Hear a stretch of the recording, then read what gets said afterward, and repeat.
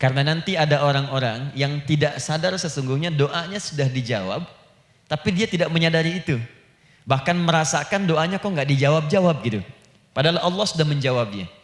Nah, seperti apa ukuran kita mengetahui bahwa doa kita telah terjawab, atau doa kita barangkali belum dijawab, atau tidak dijawab? Apa ukuran ketiga hal itu?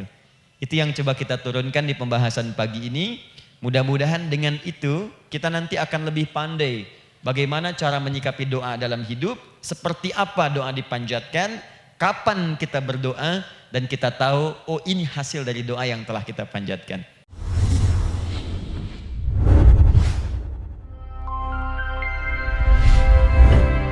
Alhamdulillahi Rabbil Alamin alladhi amarana bid-du'a faqala wa qala rabbukum ud'uni astajib lakum fawa'adana bil ijabati faqala wa idza sa'alaka 'ibadi 'anni fa inni qarib ujibu da'watad da'i idza da'an wassalatu wassalamu ala rasulillahi alladhi وعدنا بالإجابة عندما ندعو إلى الله سبحانه وتعالى فقال من ضمن دعائه في أسماء الحسنى اقتداء من أصحابه صلى الله عليه وسلم أرأيت ماذا دعوت فقد دعوت بأسمائه الأعظم إذا دعي بها أجاب وإذا سئل بها أعطى اللهم صل وسلم وبارك على رسولك الكريم النبي الأمين وعلى آله وصحبه وأمته إلى يوم الدين أما بعد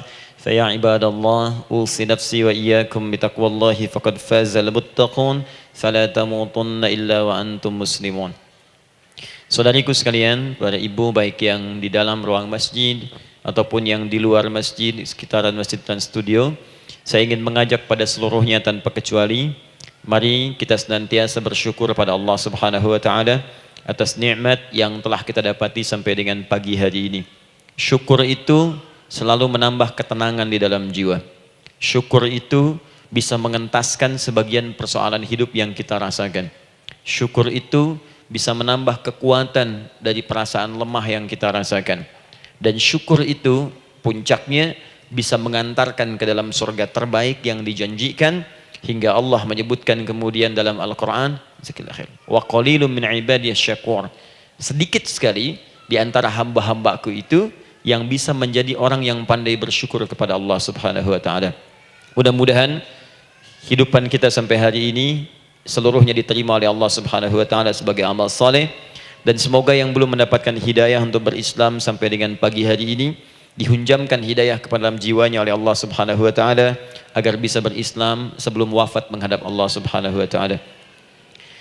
Baik, hari ini kita akan belajar. Saya akan cepat masuk kepada pembahasan karena waktu kita cukup singkat, tentang orang-orang yang dikabulkan doanya yang tersebut dalam Al-Quran khususnya dan sunnah-sunnah Rasulullah sallallahu alaihi wasallam. Kita akan bagi pembahasan kita ke dalam 3 bagian. Pertama, kenapa kita mesti berdoa? Di poin pertama. Kenapa kita mesti berdoa? Yang kedua, bagaimana cara berdoa yang baik, yang cepat dikabulkan oleh Allah Subhanahu wa taala? Yang pertama, mengapa kita mesti berdoa? Esensi doa itu apa, kan? Yang kedua, bagaimana cara berdoa yang sekiranya cepat dikabulkan oleh Allah Subhanahu wa taala. Dan yang ketiga, kita akan melihat ukuran pengabulan doa. Seperti apa doa itu dikabulkan. Karena nanti ada orang-orang yang tidak sadar sesungguhnya doanya sudah dijawab, tapi dia tidak menyadari itu.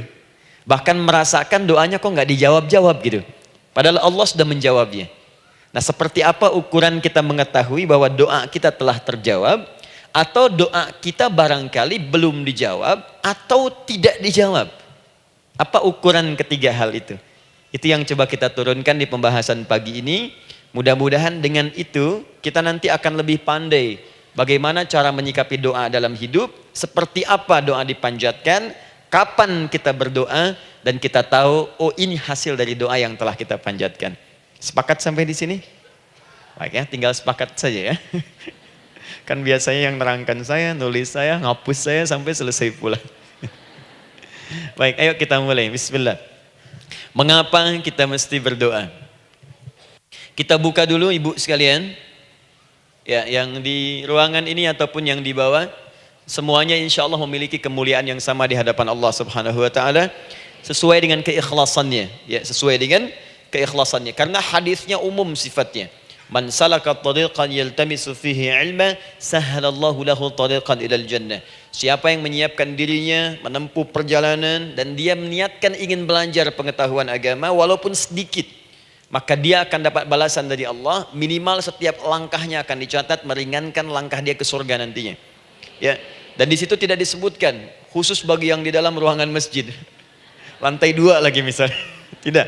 Ya, jadi yang di sekitaran, yang di depan semua berdasarkan niatnya, ya. Berdasarkan niat dan kuantitas amalannya. Di kuantitas itu tambah. Mungkin Ustadz belum datang, ibu ada yang berzikir, ada yang baca Al-Qur'an, ada yang istighfar, itu yang nambah pahala. Ya. Kalau yang pasang status, pasang kamera, ya itu saya nggak tahu. Ayo kita kembalikan sini. Pertama, Quran surah ke-7 ayat 172. Quran surah ke-7 Al-A'raf ayat 172. Kemudian setelah itu diperintahkan dalam Al-Quran surah ke-40 Ghafir ayat ke-60. Lalu kita praktekkan ini dalam keseharian kita. Saya beri contoh misalnya Quran surah ke-2 ayat ke yang paling banyak nih dibaca 201. Kadang-kadang misalnya Quran surah ke-2 ayat 286. Banyaklah. Quran surah ke-7 ayat 23 misalnya dan seterusnya. Ini bagian pertama.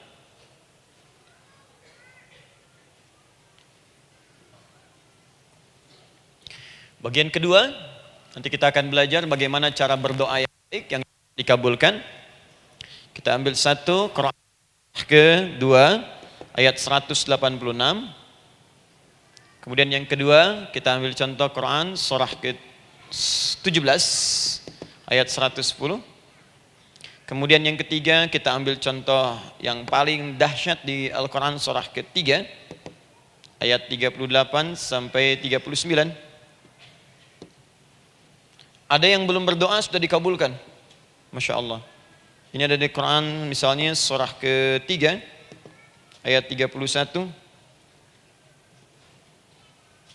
Nanti turunan amalannya misal di Quran surah 51 ayat 15 sampai dengan 18. Saya bulati yang 18-nya. Bagian ketiganya nanti kita uraikan di bagian akhirnya. Baik, kita bisa mulai insyaallah. Baik, kita bagian pertama, mari kita mulai.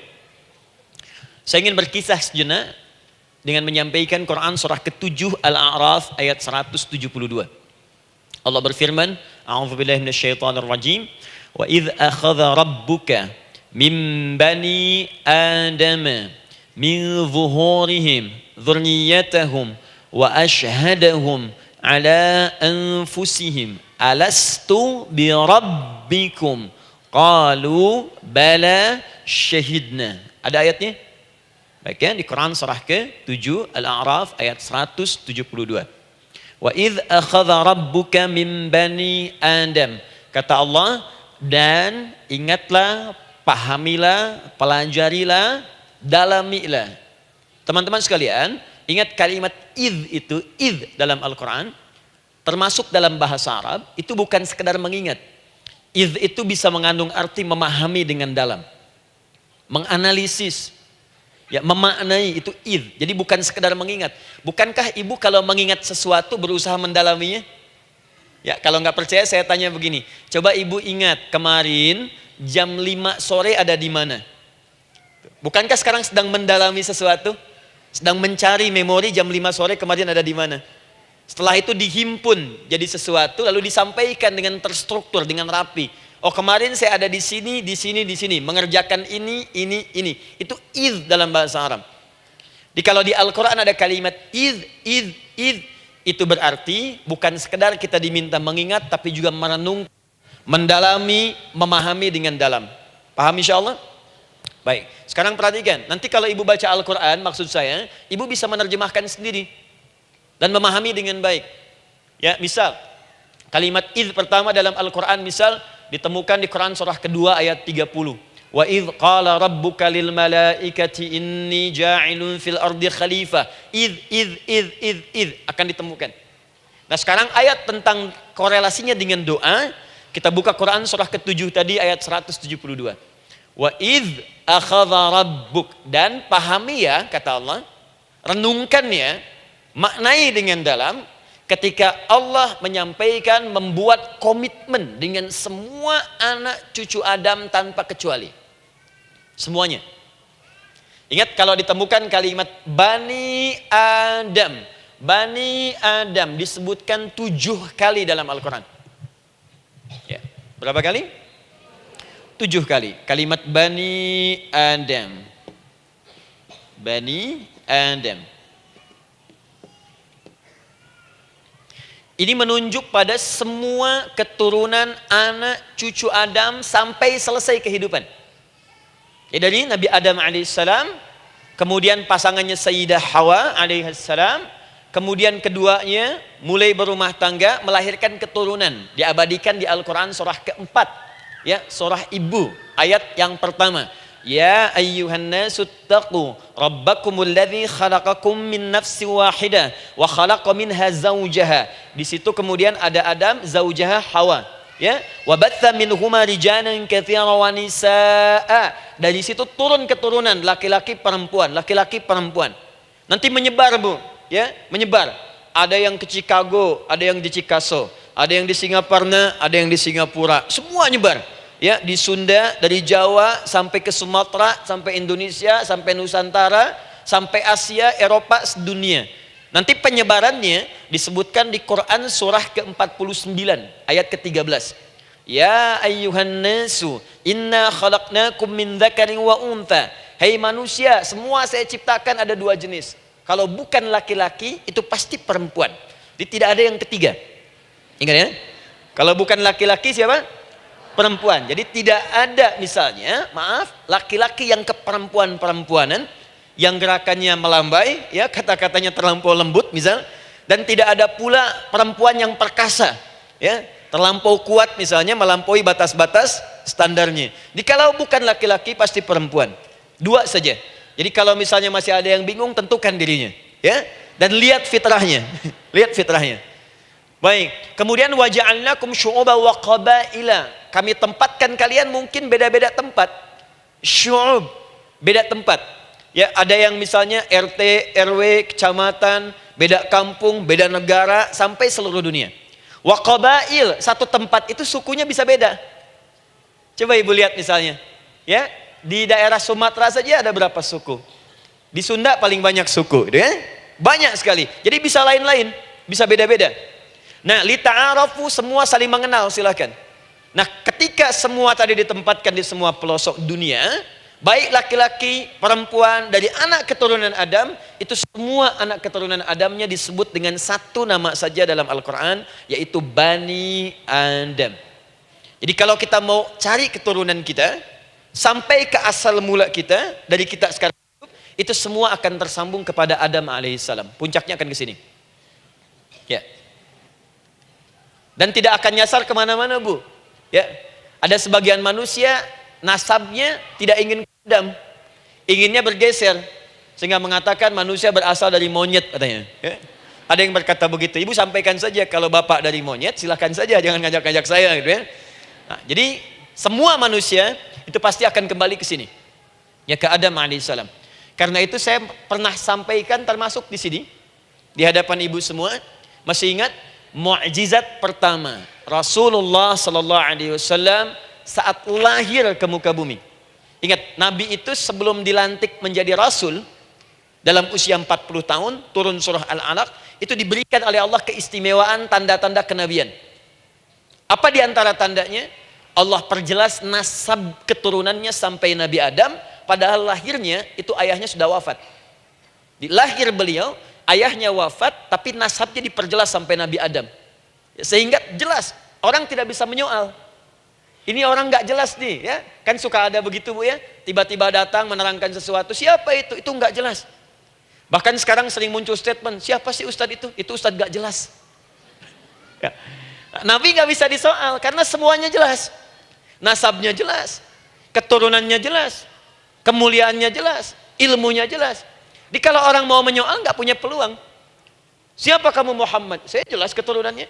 Muhammad SAW bin Abdullah, bin Abdul Muttalib, bin Hashim, bin Abdul Manaf, bin Qusay, bin Murrah, bin Kilab, bin Ka'ab, bin Ghalib, bin Fihir, bin Malik, bin Nadar, bin Kinana, bin Khuzaimah, bin Mudrika, bin Ilyas, bin Nizar, bin Mudar, bin Ma'ad, bin Adnan, bin Addi, bin Adri, bin Muqawwam, bin Nagur, bin Tarih, bin Ya'rub, bin Yasjub, bin Nabit, bin Ismail AS, bin Ibrahim AS, bin Azar atau bin Nakhur, bin Abir, bin Kinan, bin Arfakhshad, bin Sam, bin Nuh AS, bin Mikhlail, Matushala, bin Kinan, bin Anwas, bin bin Adam alaihissalam. Coba ulangi. Jelas. Jelas. Jadi orang nggak bisa nyoal, itu mukjizat, ya.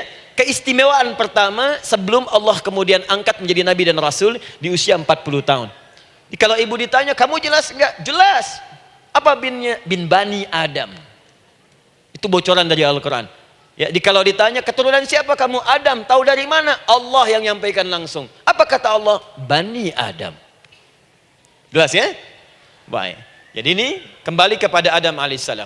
Nah, semua anak cucu Adam yang saya garis bawahi, sejak mulai terlahir itu sudah ada komitmen dari Allah dengan anak cucu Adam ini sebelum terlahir ke dunia. Sejak dalam kandungan. Jadi kalau ibu belajar hadis, misal, dulu saya pernah amanahkan kalau ibu mau belajar dasar-dasar, cari kitabnya Imam An-Nawawi yang Al-Arba'in An-Nawawiyah, 42 hadis. Hadis keempat, ya, paling kiri sebelah atas di kitabnya.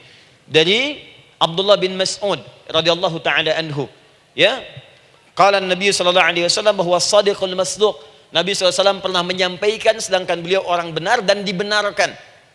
Kapan perjanjian ini dibuat? Dalam usia kandungan 4 bulan. Dalam kandungan.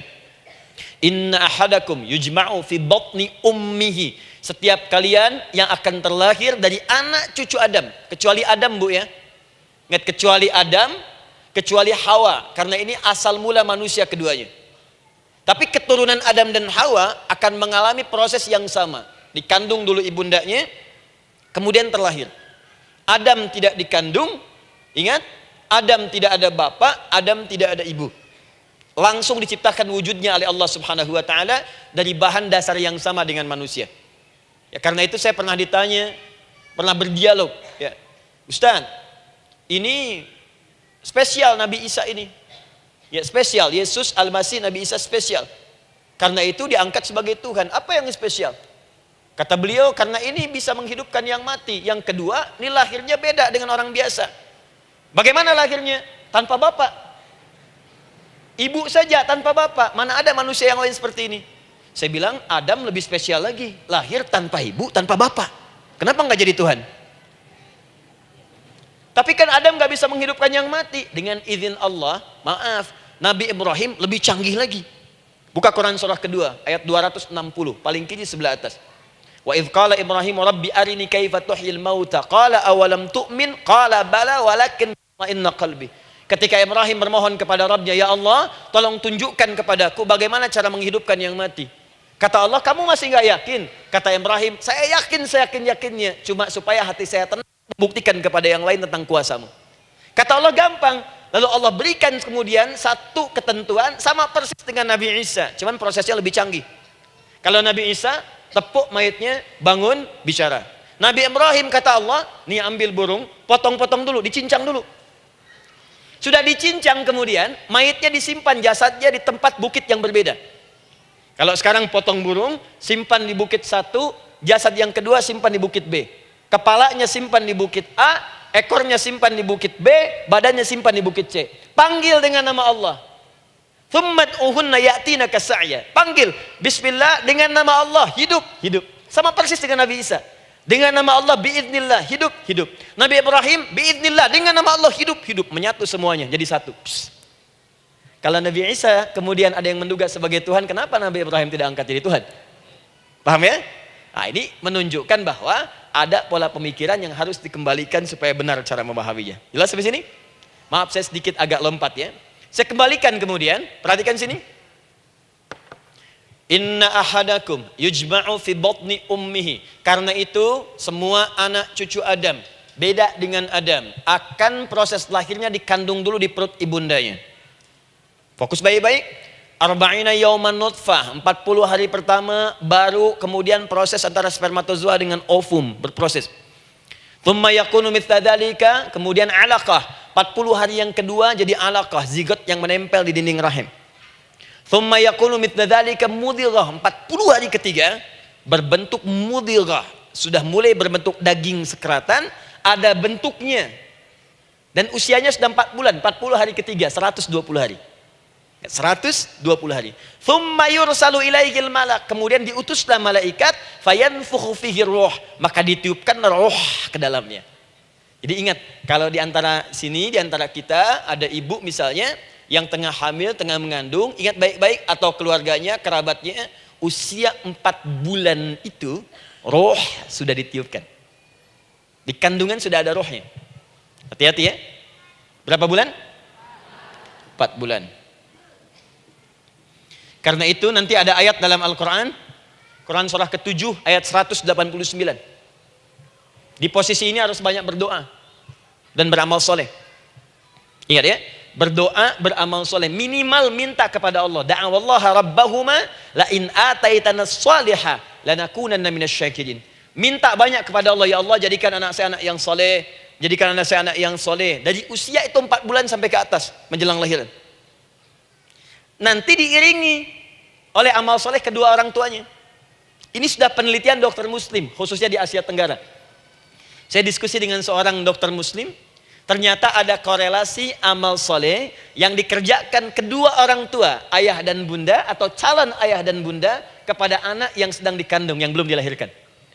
Jadi kalau orang tuanya rajin baca Al-Quran, itu berpengaruh ke anak, Bu. Dan penelitian terkini, itu mempercepat anak itu menjadi seorang penghafal Quran ketika lahir. Ya, pernah satu kali dibacakan Al-Quran, posisi janin itu berubah. Seperti sujud gitu. Itu penelitian sudah di MRI waktu itu dilihat ya, kelihatan. Jadi ada korelasi antara kesolehan orang tua dengan kesolehan anak yang sedang dikandung. Hati-hati ya. Tapi yang penting diketahui adalah dalam usia kandungan 4 bulan itu disebutkanlah isyarat di Quran surah ke-7 ayat 172 terjadi perjanjian komitmen dengan Allah Subhanahu wa taala. Apa perjanjiannya? Wa idz akhadha rabbuka min bani adama min zuhurihim dzurriyyatahum wa asyhadahum ala anfusihim. Lihat perjanjiannya, saya fokus di kalimat ini, alastu bi rabbikum. Apakah engkau akan berkomitmen saat ini? Bersaksi? Karena kalimatnya bersaksi. Wa asyhadahum, dan mereka bersyahadat, bersaksi, komitmen. Di komitmennya menggunakan kata syahadat di sini. Karena itu nanti setiap bayi yang sudah terlahir dari rahim ibu manapun itu berada dalam keadaan suci karena sudah bersyahadat dalam perut ibundanya. Masih ingat hadis ini? Kullu mauludin yuladu 'alal fitrah. Setiap yang terlahir dari rahim perempuan manapun itu membawa fitrah. Apa di antara fitrah yang dimaksudkan itu? Fitrah keislaman, fitrah mengakui Allah sebagai Tuhan. Itu nanti ada di Quran surah ke-30 ayat ke-30, paling kanan sebelah atas. Quran surah 30 ayat 30.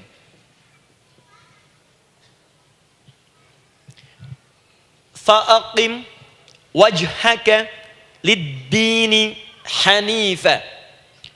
Hei setiap manusia, fa'aqim wajhaka, hadapkan, pasrahkan, arahkan dirimu sepenuhnya. Lid-dini, pada ketentuan ad-din, hanifa, dengan lurus. Di setiap manusia itu punya fitrah untuk beragama. Punya kecenderungan untuk mencari Tuhan. Silakan ibu cek, manusia manapun yang pernah hidup, itu pasti akan mencari Tuhan. Silakan. Karena itu Allah beri jalan, begini cara mencarinya. Fitratallahi allati fataran nasa 'alaiha, itulah fitrah manusia yang telah Allah berikan pada dirinya bahkan sebelum dia terlahir. Di antara fitrah manusia ada kecenderungan untuk mencari Tuhan. Ada kecenderungan untuk mendekat kepada Allah. Bahasa Qur'annya din lidini hanifa. Apa itu din? Itulah Islam. Quran surah ketiga ayat 19. Inna dina indallahil Islam. Karena itu silakan cek, semua orang itu pasti akan mencari Tuhan. Setiap manusia.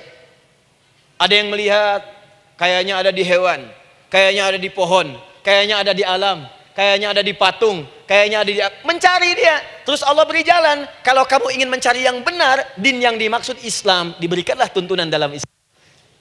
Jelas sampai sini? Baik. Karena itulah kemudian setiap bayi yang terlahir itu disebut oleh Nabi dia suci, dia bersih karena telah membawa risalah Islam dalam dirinya.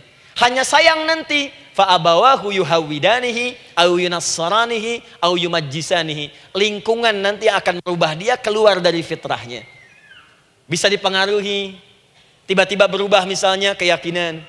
Bisa karena kejadian tertentu dia jauh dari Allah Subhanahu wa taala. Dia muslim, cuman karena kondisi tertentu, pekerjaan menjauhkan dia dari Allah, lupa sholat. Telenovela menjauhkan dia dari Al-Quran. WhatsApp, Facebook, media sosial melupakan dia dari ibadah. Coba ibu, kalau online setiap hari berapa kali dengan media sosial? Ganti status. Online dengan Allah berapa kali dalam sehari? Coba hitung. Online dengan Allah yang paling maksimal kan sholat fardu 5 kali. Kalau 1 kali 5 menit kali 5 cuma 25 menit. 25 menit online dengan Allah. Berapa menit online dengan media sosial yang tidak nyata? Dan cita-cita masuk surga. Ayo sini. Nah, saya belum selesai. Jadi yang pertama, dalam perjanjian 4 bulan ini, pertama ada komitmen bersyahadat menuhankan Allah. Tapi yang kedua, ini yang dahsyat. Perhatikan kalimatnya, fokus. Saat Allah memperkenalkan dirinya, dalam kandungan kita, usia 4 bulan itu, dengan nama apa Allah memperkenalkan dirinya? Coba lihat ayatnya. Alastu bi rabbikum, dengan nama Rabb. Wa idh akhadha rabbuka min bani Adama dzurriyyatahum. Awas, wa ashhadahum ala anfusihim. Alastu bi rabbikum, dengan nama Rabb. Nah, ibu sekalian, kata Rabb ini itu berasal dari kata ar-rububiyah. Ar-rububiyah yang berarti sifat merawat, memberikan semua kebutuhan. Saya ulang ya. Merawat, memberikan semua kebutuhan. Sudah? Menyayangi, memaafkan, mengasihi, mengampuni. Masya Allah. Merawat, memenuhi sebuah kebutuhan, menyayangi, memaafkan, mengampuni. Jadi semua hal yang terkait dengan perhatian ada pada kalimat Rabb. Sifatnya disebut dengan rububiyah. Zat yang memperhatikannya disebut dengan Rabb, namanya Rabbun. Baik. Pelan-pelan. Nah, seakan-akan Allah ingin berkata begini, hei, engkau buat perjanjian dengan saya sekarang. Engkau bersaksi, saya sebagai Tuhan, siap bersaksi, menuhankan saya. Nanti ketika kamu lahir, apapun yang kamu butuhkan dalam kehidupan, aku akan berikan. Kamu akan saya rawat, kalau sakit, kamu saya sembuhkan. Minta sesuatu yang kamu butuhkan, saya akan berikan. Kamu butuh sesuatu, saya akan hadir. Kamu salah minta maaf, saya maafkan. Kamu dosa minta ampun istighfar, saya ampuni. Kamu ingin sesuatu yang lebih baik, saya berikan. Pokoknya semua yang kamu inginkan selama engkau butuhkan itu baik, aku berikan. Kira-kira, maaf Bu ya, maaf sekali. Kalau ada yang nawarkan pada ibu, mau nggak ikut saya? Nanti sebuah kebutuhannya saya berikan. Kalau sakit saya berikan jaminan kesembuhannya. Kalau butuh sesuatu saya berikan. Kalau ingin ini itu selama butuh saya sampaikan. Kira-kira ibu nolak atau ikut? Baik. Ikutnya mikir dulu atau tidak? Tidak. Jangankan yang tinggi-tinggi Bu ya, suami aja nawarkan, "Mah, mau nggak ikut papa? Papa nanti kasih handphone S10. Sama gelang nggak Pak? Ikut ya. Dan tanpa pikir. Dalam bahasa Arab, sesuatu yang disetujui tanpa difikirkan lagi, itu disebut bala namanya. Bala, sekali saja. Sekali, ya, tidak dua kali. Tidak ditambah, tidak dikurangi. Ingat, kalau Allah sudah sampaikan kalimat, jangan tambah, jangan kurangi. Ya. Bala, tidak ditambah nga, tidak disebutkan dua kali. Bala. Ya.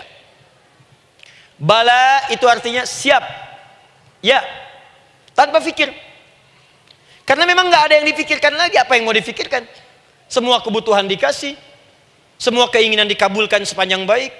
Kalau sakit ada jaminan disembuhkan, dikasihi, disayangi, salah dimaafkan. Ya, kalau dosa diampuni, apalagi yang kurang, nggak ada aib, nggak ada yang kurang, sempurna semua. Kita katakan bala tanpa fikir. Karena itu, perhatikan, setiap kita kemudian, ibu sekalian, datang terlahir ke bumi, mengalami kehidupan, fitrah kita setiap mendapatkan kebutuhan, kita akan menyebut nama Allah Subhanahu wa Ta'ala dengan nama yang telah dijanjikan itu. Silakan ibu cek. Bukankah ibu ketika ada kesulitan memohon kepadanya? Ya Allah, tolong sembuhkan ya Allah. Ya Allah, lancarkan ya Allah. Ya Allah, sukseskan suami saya. Ya Allah, tenangkan kehidupan rumah tangga kami. Ya Allah, anugerahkan solusi. Ya Allah, sembuhkan ibu saya. Semua minta kan? Dan dahsyatnya, ketika ibu memohon kepada Allah itu, ibu gunakan kalimat yang telah disepakati ketika Allah sampaikan kepada kita. Rabb, Rabb, Rabb. Perhatikan, kalau ibu berdoa, doa apa paling favorit?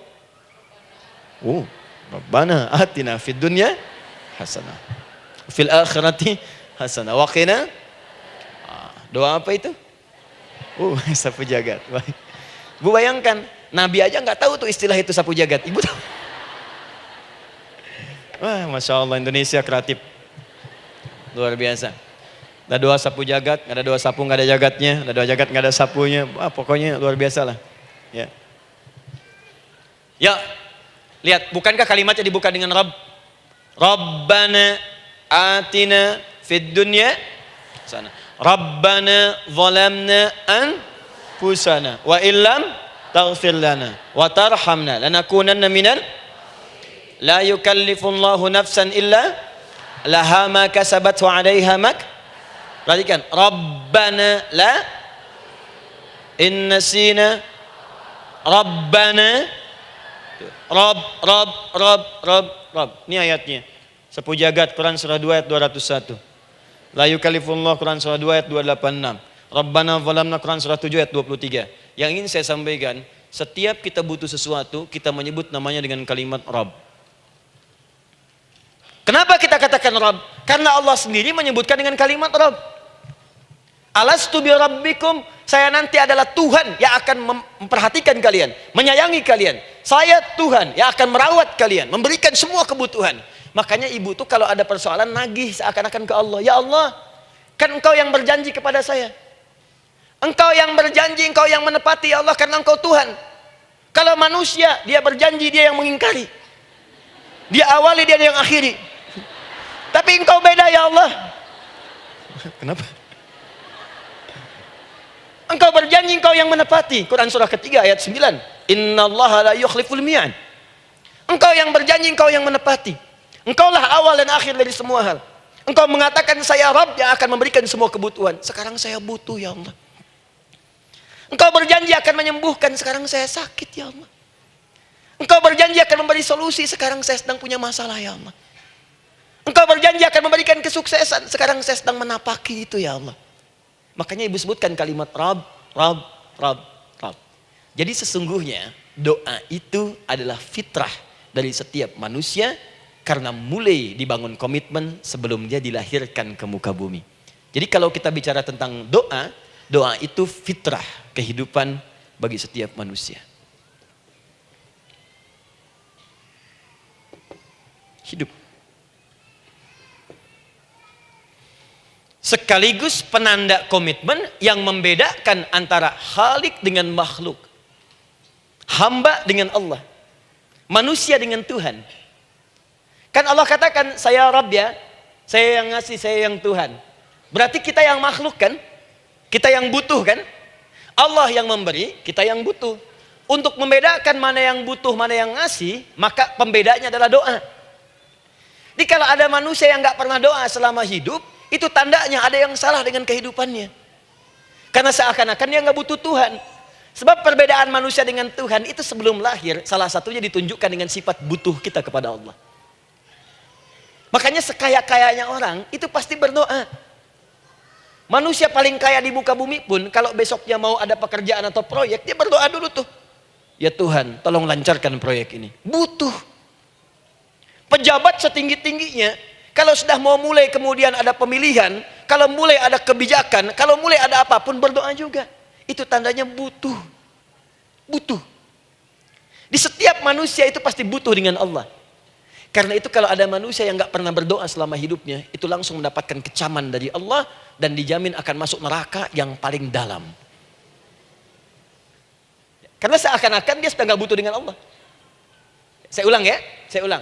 Doa itu fitrah hidup manusia yang sekaligus menunjukkan statusnya sebagai hamba. Jadi kalau ibu update status di media sosial, mulai sekarang tuliskan hamba. Hamba. Sudah. Mau sifatnya apapun tetap hamba. Ya, mau pejabat, mau orang kaya, mau cukup, mau macam-macam, mau ustadz, mau syekh, mau habib, tetap ujungnya hamba. Dan butuh penghambaan itu diwujudkan dalam bentuk doa. Muncullah Quran surah ke-40 ayat ke-60. Wa qala rabbukum, Rabb, selalu Rabb. Wa qala rabbukum ud'uni astajib lakum. Innal ladzina yastakbiruna an ibadati, awas, sayadkhuluna jahannama dakhirin. Allahu akbar. Dan Rabbmu berfirman, mengingatkan kembali kepada kalian semua, hei hamba-hambanya. Kalau ada kebutuhan, kalau ada masalah, kalau ada permintaan, kata Allah, ayo doa sama saya. Minta. Kan kita sudah bikin perjanjian. Makanya Allah katakan, kalau punya masalah, Bu, berdoa. Bukan mengeluh. Kalau punya persoalan, Bu, berdoa. Bukan bikin status. Rasanya aku tidak sanggup. Ditulis di Facebook. Apain? Terus kalimat Allahnya pun jelas. Minta kepadaku, bukan mengeluhkannya. Kamu tidak seperti yang aku kira. Nungguin komen. Sambil masak, celing ada satu. Ece kunaon. Makin meluas masalah. Untuk abi mas sabar. Sudah. Paham ya? Jadi ini kaidah hidup yang pertama. Sebetulnya sederhana, cuman jarang digunakan gitu. Sederhana, cuman jarang dipakai. Kata Allah kan, kamu doa itu, saya kasih ketenangan. Jadi Bu, gini, doa itu manfaatnya, walaupun solusi belum datang, tapi hati tenang. Tenang. Jadi kalau mau curhat-curhat sama Allah, sampaikan, minta, mohon, berikan. Minimal tenang. Saya kasih rahasia ya. Ini di antara kita saja nih. Lihat sini. Saya hapus dulu deh. Bismillah. Masya Allah. Mau ngapus sendiri, nulis sendiri, penghapus, lari sendiri.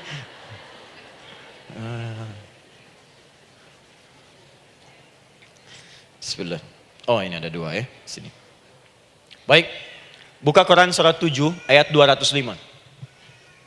Quran surat 7 ayat 205. Doa itu disebut zikir di ayat itu. Jadi kalau ibu sedang berdoa, itu sedang berzikir. Wadhkur rabbaka fi nafsika tadarruan wa khifatan wa dunal jahri minal qaul. Ada ayatnya? Oke. Pakai Rabb lagi kan? Wadhkur rabbaka. Kalau engkau punya masalah, kata Allah, sekecil apapun. Di rumah tangga kah, Di kantor kah, kehidupan sosial kah? Kata Allah, ayat sebut, minta kepada Allah. Berdoa. Doa disebut dengan zikir. Zikir itu semua kegiatan yang membuat kita ingat Allah. Zikir. Baca Quran, zikir. Dalilnya Quran surah ke-15 ayat 9. Inna nahnu nazzalna dzikra. Kami turunkan Al-Quran sebagai zikir. Menghafal Quran, zikir. Quran surah 54 ayat 17, ayat 22, ayat 32, ayat 40. Walaqad yassarnal Qur'ana lidzikri.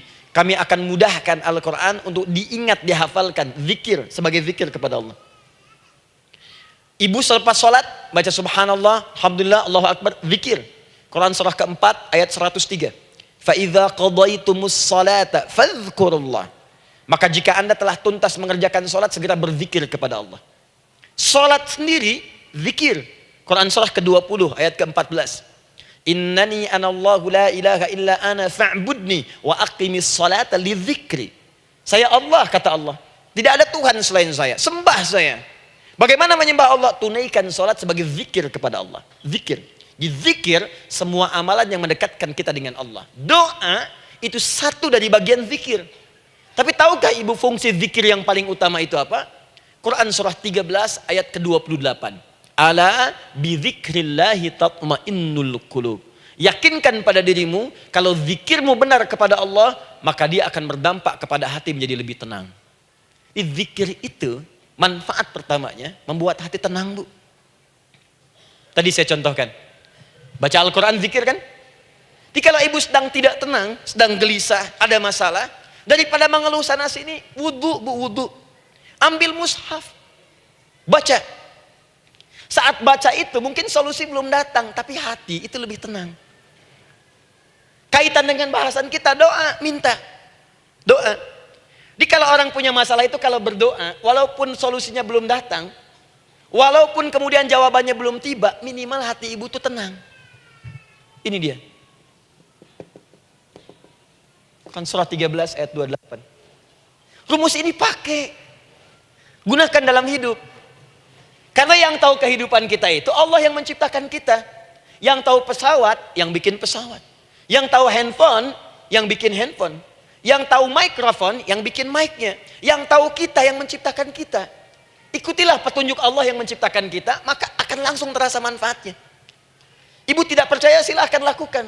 Rasakan bedanya, bedakan rasanya, dan pasti akan terasa bedanya. Akan lain. Tuh. Doa. Tapi ingat yang paling penting kata Allah, doa itu bukan sekedar penting permohonannya, tapi menunjukkan status kita sebagai hamba di hadapan Allah Subhanahu wa taala. Jadi kalau ada orang selama hidup tidak pernah berdoa, artinya dia mengingkari status dia sebagai hamba di hadapan Allah Subhanahu wa taala. Mau menyejajarkan diri dengan Tuhan. Kan yang tidak pernah meminta itu Tuhan. Allah yang memberikan. Kalau manusia beda pasti minta. Artinya kalau ada manusia nggak pernah minta, seakan-akan bahasa halusnya, kamu ini ngaku jadi Tuhan. Saya tempatkan kau di neraka jahanam yang paling bawah. Jahanam itu, Bu, belum masuk saja sudah terasa. Terasa. Buka ibu Quran surah misalnya ke-40 Ghafir tuh. Ya, ayat 45 sampai dengan 47-nya. Sebelumnya lagi lihat Quran surah ke-8 ayat ke-50. Itu penghuni neraka, Bu, yang bukan jahanam saja. Penghuni neraka itu kalau mau meninggal itu dipukulin dulu malaikat. Depan belakangnya. Ayo, kamu keluar. Lama amat keluarnya rohnya katanya. Takut karena nggak punya bekal. Kan maaf ya, kaidah mengatakan orang nggak punya bekal itu takut pulang, apalagi orang merasa salah. Anak ibu berbuat kesalahan, mau pulang takut kan? Takut. Jadi kalau ada anak takut pulang, salah dia. Salah. Kemana anak nggak pulang-pulang? Pasti ada yang salah karena nggak berani pulang. Jangankan salah, nggak punya bekal saja, malu pulang. Lihat ibu waktu Ramadan usai, mau mudik, Idul Fitri. Kan pada mudik kan? Kenapa mau mudik dan senang mudik? Karena punya bekal, Bu. Dikumpul-kumpulkan tuh selama 11 bulan. Untuk 1 bulan saja. Itu pun paling berapa hari. Kumpulin. Terus telepon keluarga, insya Allah aku pulang hari ini. Wah, senang semuanya. Padahal mudiknya cuma pakai motor, Bu. Motornya bebek, bekalnya singa. Serius saya, motor bebek bekal singa, ada kardus belakangnya. Tulisin, terus tambah pelepah pisang buat begini. Belakangnya ditulisin, aku pulang sayang. Jalan, mudik. Terus yang di rumah kan senang nerimanya. Kenapa? Karena ada yang pulang dan bawa bekal. Saya pernah tanya pada seseorang, kenapa anda nggak mudik? Nggak ada bekal Ustadz, nggak ada bekal, malu pulang. Kebayang nggak saat pulang menghadap Allah nggak punya bekal? Malu pulang, apalagi punya banyak salah. Jadi nggak mau keluar rohnya. Malaikatnya geram, dipukulin sama malaikat. Pukul depannya, pukul depan. Kamu ini cepat keluar, cepat keluar, cepat keluar. Keluar, keluar, keluar, keluar, keluar. Malu pulang. Tapi kalau punya bekal enak. Dan yang nyambut langsung malaikat. Bahkan nanti ada satu amalan saat dikerjakan. Itu orang ini sudah masuk surga. Tapi semua malaikat di semua pintu surga yang 8 itu datang mengunjungi dia mengucapkan selamat. Itu ada di Quran surah 13 ayat 24. Salamun alaikum bima sabartum fa ni'ma uqbaddar. Selamat ya saat di dunia sabar mencari bekal dan ini bekal terbaik yang kamu dapatkan, silakan nikmati surga yang kamu rindukan itu. Ini nikmat-nikmatnya tempat yang pernah nanti kamu kunjungi. Dan tinggal abadi di situ. Yang nyambut malaikat. Bayangkan semua malaikat, Bu.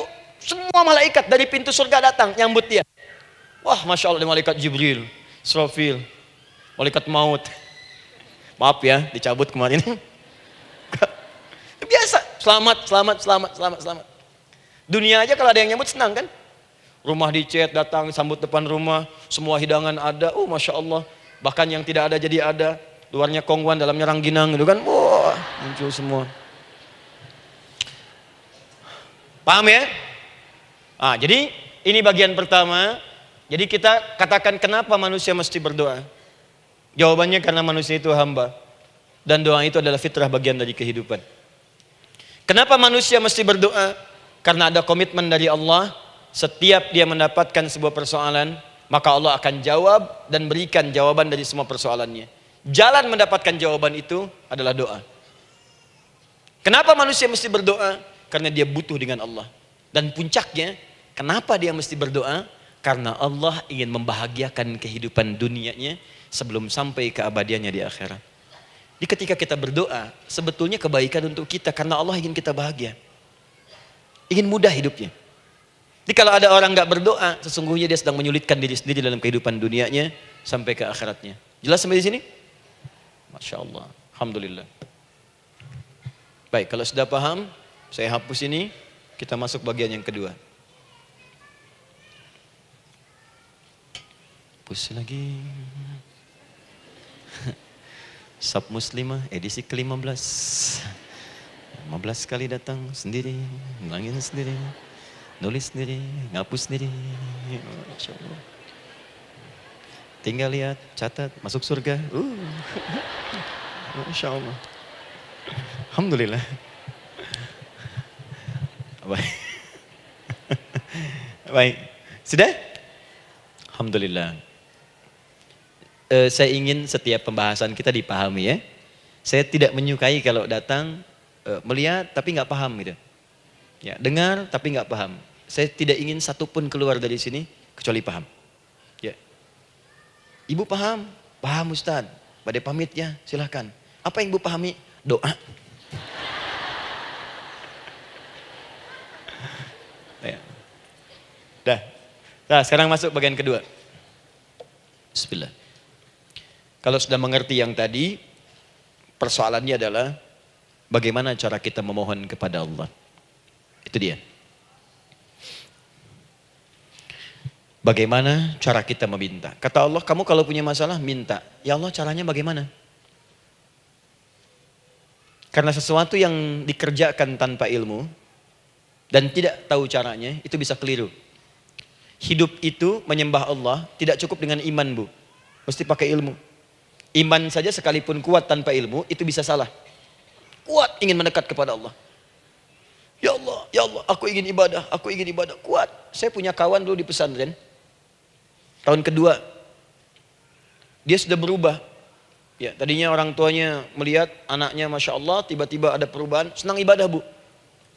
Malam-malam dia bangun, ini kisah nyata, saya alami sendiri. Masya Allah, saya senang sekali. Kita saling doakan, dia bangun malam tahajud. Bangun jam 2, Anda bayangkan. Yang sebelumnya menjelang subuh atau apa. Ini malam Jumat lagi, malam libur. Malam libur biasanya santri itu kebanyakan ada yang keluar, ada yang main, ada yang macam-macam. Ini dia malam tahajud. Jam 2 bangun. Saya bahagia sekali. Udah bangun, sholat, selesai. Cuman pas waktu mau subuh, kok saya lihat tidur. Saya bangunkan kan. Fulan, bangun.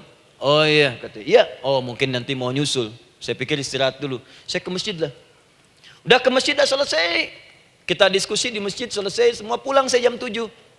Saya lihat masih tidur juga. Barangkali dia sudah tadi sholat mungkin di kamar, nggak sempat ke masjid karena capek. Tapi saya lihat kok posisinya nggak berubah. Di situ juga. Akhirnya setengah jam saya tunggu, saya bangunkan. Bangun. Bangun. Kenapa Adi katanya? Saya kira antum belum sholat subuh ya? Adi gimana sih? Kan udah saya jama dengan tahajud tadi. Udah saya jama dengan tahajud.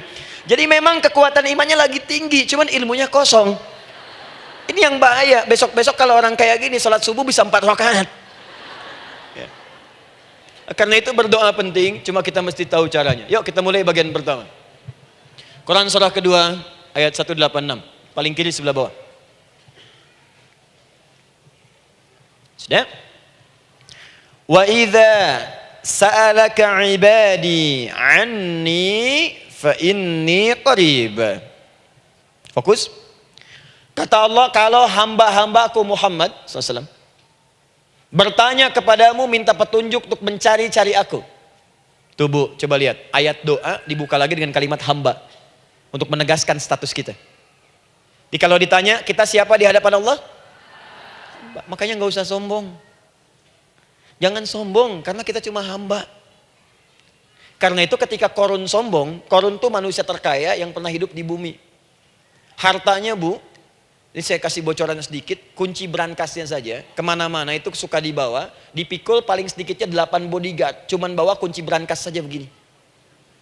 Di Korun pengen ngasih tahu, kalau ada yang pengen nyuri di tempat saya silahkan aja, ini aja bodyguard saya ngangkat kuncinya susah. Korun. Jadi kalau Anda tidak sekaya Korun, jangan ikutan sombong, telat. Telat, gak ada kerjaan, sudah ada yang lebih kaya. Ya. Dan apa yang terjadi? Fakhosabna, kata Allah, kami telan. Likuifasi. Telan oleh bumi semua. Dengan kekayaannya semua habis. Jadi ketika ada seseorang yang lupa dengan statusnya sebagai hamba, maka Allah akan memberikan pelajaran kepadanya untuk taubat. Kalau nggak mau taubat juga, telan habis. Untuk menunjukkan kamu tuh bukan Tuhan, saya Tuhannya. Maka jangan ikutan sombong. Kalau ada yang baru punya Ferrari, Lamborghini, Lamborghini, ya, wow, bikin rame di jalan, cuman nggak update status, kasih tahu, maaf mas, telat. Itu gambaran hidup. Dan ingat, setiap dibuka dengan kalimat permohonan, itu kalimatnya hamba. Hambaku, hambaku, hambaku. Termasuk mau minta tobat, hamba. Quran surah 39 ayat 53. Qul ya ibadiyalladzina asrafu ala anfusihim, la taqnatu min rahmatillah. Katakan Muhammad pada hambaku yang merasa banyak dosa, pengen berdoa minta taubat. Kata Allah, hamba. Saya terima taubatnya, hamba. Ini ya. Ini pun adab yang pertama dari Al-Quran. Adab yang pertama, kalau kita ingin berdoa dan doa itu cepat ingin dikabulkan, maka berdoalah dengan cara menghamba di hadapan Allah Subhanahu wa ta'ala. Jangan merasa tinggi.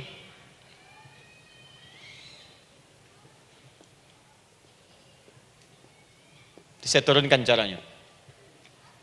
Bagaimana cara menghamba itu dengan cara yang baik? Fokus.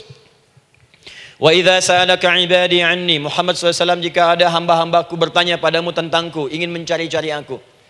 Masya Allah, ibu maaf ya, biasanya kan kalau orang mencari Allah, ingin mendekat kepada Allah, entah itu datang ke masjid, bangun malam, biasanya motifnya cuma 2. 1, ada kebutuhan, pengen berdoa, terus dekat sama Allah. Besok mau arisan, malamnya tahajud. Anak mau ujian, baru puasa, kan? Suami ada proyek, baru baca Quran, kan? Terus itu biasa itu. Biasa, jadi fitrah Bu. Tumben jeng tahajud, fitrah. Itu biasa itu. Ya. Yang kedua, taubat dari maksiat. Taubat. Seorang taubat ke masjid, bangun malam, doa, itu biasa. Jadi kalau ada seperti itu tandanya kita hamba normal manusia. Fa inni qarib, kata Allah, katakan Muhammad SAW, katakan kepadanya, janganlah mencari, aku dekat. Dekat, jangan mencari, aku dekat. Jadi Bu, ketika kita butuh Allah, langsung jawab oleh Allah. Kamu mau apa? Aku dekat. Itu secara psikologi memberikan ketenangan yang paling dalam. Saya belum datang di sini sampai jam 8, ibu tanya panitia, ustadznya mana sih? Ukti, ustadznya mana? Jawaban pertama misalnya, ini belum jelas nih ustadznya. Gak ada kabar. Yang kedua mengatakan, tenang saja, ustadz sudah dekat. Maka yang kedua itu lebih menenangkan kepada kita. Ketika ibu mencari, ya Allah, saya sedang ada masalah, langsung dijawab oleh Allah. Tenang, aku dekat denganmu. Mau minta apa?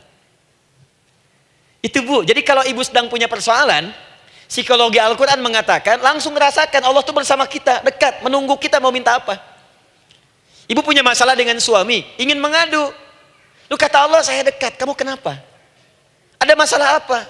Ayo minta, ayo cerita. Mohon. Ibu punya masalah dengan anak.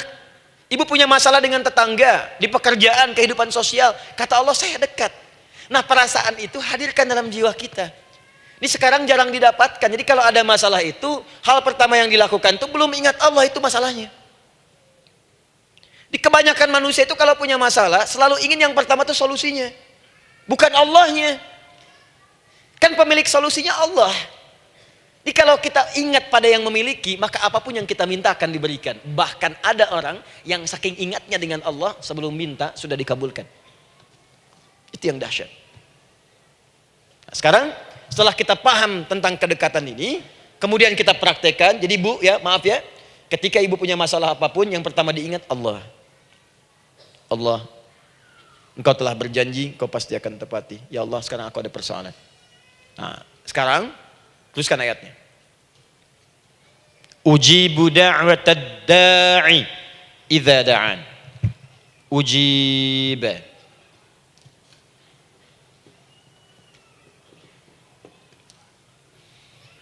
Ujibu da'watad da'i idza da'an. Aku pasti akan menjawab, mengabulkan setiap doa hambaku jika dia bermohon kepadaku. Saya ingin ajarkan sedikit di gramatikal bahasa Arab. Ujib itu disebut dengan fi'il mudhari namanya. Saya kasih rumus cepat Bu ya. Insya Allah kalau ibu fokus dengan rumus ini, ibu nanti bisa memahami Al-Quran dengan baik. Saya kasih satu kalimat, hafalkan baik-baik. Ini gampang kok. Anita. Ya, Anita. Sudah? Anita. Baik. Hamzah, nun, ya, ta. Satukan Anita. Kalau di dalam kalimat ibu baca Al-Quran, di depannya ada huruf hamzah ini, atau nun, atau ya, atau ta, maka itu rumus mudhari namanya. Gak usah dihafalkan mudharinya, ya, gak usah dihafalkan sampai bikin misalnya satu ungkapan Anita istrinya Pak Mudhari, gak usah, gak ada kerjaan, ya, gak usah dihafal. Saya hanya ingin tunjukkan pemahaman. Kalau ada bentuk seperti ini punya 3 makna. Kalau dalam bahasa Inggris itu disebut present, ya, continuous, dan future. Present, continuous, and future. Sekarang, terus, sampai kapanpun. Sekarang, terus berlangsung, continuous, and future, sampai kapanpun di masa depan. Ini bentuknya disingkat dengan rumus ini, Anita. Di dalam konteks pengabulan doa, kata Allah, ketika saya akan kabulkan. Kalau kamu punya masalah, kamu berdoa, saya akan kabulkan. Nah, kalimat Allah saya akan kabulkan ini bentuknya menggunakan mudhari. Ada hamzah di depannya, ujib. Artinya apa? Kalau ibu sekarang berdoa, saya akan kabulkan, kata Allah. Terus kamu berdoa, saya akan jawab. Nanti pun punya masalah di masa depan, kamu berdoa, saya jawab juga.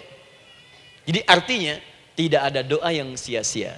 Semua doa, ingat, sepanjang kita butuhkan, pasti Allah berikan.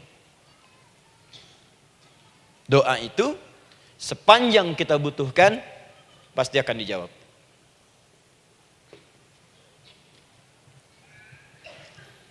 Nanti kapan dijawabnya, seperti apa jawabannya, nanti bagian ketiga. Kadang-kadang minta sekarang, dijawabnya nanti. Minta sekarang, dijawab sekarang. Ada yang mintanya A, dijawabnya B. Itu yang paling dahsyat. Ya. Jadi kalau saya tanya, kalau kita berdoa, dijawab tidak oleh Allah? Ya. Itu janji Allah. Setiap orang berdoa, pasti dijawab. Nah, hanya persoalannya, seperti apa doa yang cepat dijawab itu? Apakah semua doa langsung dijawab seketika? Akankah mendapat jaminan langsung dijawab? Ternyata kalimat dijawab ini diikat dengan syarat ketentuan berlaku. Apa di antara syarat dan ketentuannya ini? Teruskan ayatnya. Falyastajibuli. Syarat pertama. Kalau doamu ingin cepat aku jawab, falyastajibuli. Maka engkau pun harus cepat merespon setiap seruanku. Jawab seruanku dengan cepat. Doa ingin dijawab oleh Allah. Maka kata Allah, kamu pun harus menjawab setiap seruanku. Jawab seruan Allah.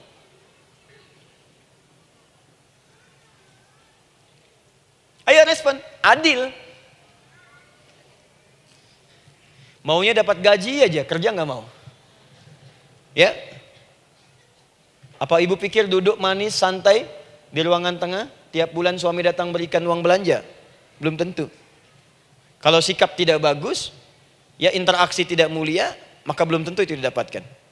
Maka syarat pertama kata Allah, kalau doamu ingin cepat aku jawab, maka setiap aku seru, cepatlah engkau kemudian kerjakan dan jawab itu. Jadi ternyata seruan Allah itu terkait berkelindan dengan pengabulan doa. Jadi ketika ibu diseru oleh Allah, diminta diperintahkan sesuatu oleh Allah, sebetulnya itu kunci untuk mendapatkan jawaban doa kita, Bu. Dipanggil kita, ayo cepat datang ke sini. Mau minta apa? Minta, saya kasih. Apa di antara kunci doa itu, Ustaz? Yuk kita lihat. Adalah jawaban dari seruan Allah. Apa di antara seruan Allah itu? Saya beri contoh satu misalnya. Allah perintahkan kita untuk sholat. Bahkan diseru, diingatkan 5 kali dalam sehari. Sholat. Bukankah kita diseru, Bu? Dipanggil 5 kali sehari untuk sholat? Allahu Akbar, Allahu Akbar. Ya? Diingatkan kan? Ayo ingat Allah, ingat Allah, ingat Allah, ingat Allah. Allah Maha Agung, Maha Besar semuanya. Dan seterusnya. Perhatikan baik-baik. Apa tujuan Allah menyeru kita dalam sholat? Ternyata bukan ingin memberikan beban ruku dan sujud. Bukan sujudnya yang penting. Karena semua makhluk tidak sujud pun tidak akan menurunkan status Allah sebagai Tuhan. Allah tetap Allah, gak ada ruginya. Yang rugi kita. Ternyata ketika disuruh sujud, disuruh ruku itu, ternyata yang ditunggu itu bukan ruku sujudnya. Allah nunggu, punya masalah apa? Mau minta apa? Karena itu dalam ilmu fikih, ibu buka semua kitab fikih. Salat itu secara bahasa disebut dengan doa. Nama lain dari doa adalah salat. As-salatu hiya doa. Salat adalah doa. Karena itu semua bacaan dalam salat doa semua. Coba lihat. Baru takbir Allahu Akbar, doa iftitah. Al-Fatihah doa, Bu, jangan dikira Al-Fatihah enggak ada doanya. Nih, nanti saya berikan cepat ya. Ini highlight dulu. Highlight dulu. Dalam salat itu ada 4 keadaan. Ingat ini baik-baik. Nanti ibu manfaatkan minimal zuhur lakukan. Ada berapa keadaan? 4. Ada 4 posisi, 4 keadaan dalam salat. Yang kalau ibu berdoa benar, meminta di situ dengan benar, itu seketika akan dikabulkan. Seketika. 1 saat berdiri. Berdiri. 2 saat ruku'. Ruku'. 3 saat sujud. 3 saat sujud. 4 sesaat sebelum salam. Berdiri, ruku', sujud, sesaat sebelum salam. Baik, sebelum saya bahas lebih jauh, saya ingin sampaikan dulu. Jadi ternyata ketika kita diminta oleh Allah menunaikan sholat, itulah cara kita memohon, Bu. Itulah waktu kita meminta. Dan dahsyatnya dalam sehari itu 5 kali ditungguin, Bu. Mana ada manusia di muka bumi ini buka pintu rumahnya 5 kali sehari cuma untuk memberikan apa yang dibutuhkan. Sesoleh-solehnya Ustadz, gak ada yang mengatakan, ayo 5 kali sehari datang aja ke rumah saya. Kalau butuh apa-apa ambil. Butuh kulkas, ambil kulkasnya. Butuh TV ambil, gak ada begitu. Allah itu maha baiknya, 5 kali sehari dipanggil. Dari subuh sampai zuhur. Kita bangun tidur aja, punya masalah nggak? Ayo minta, disuruh sholat 2 rakaat.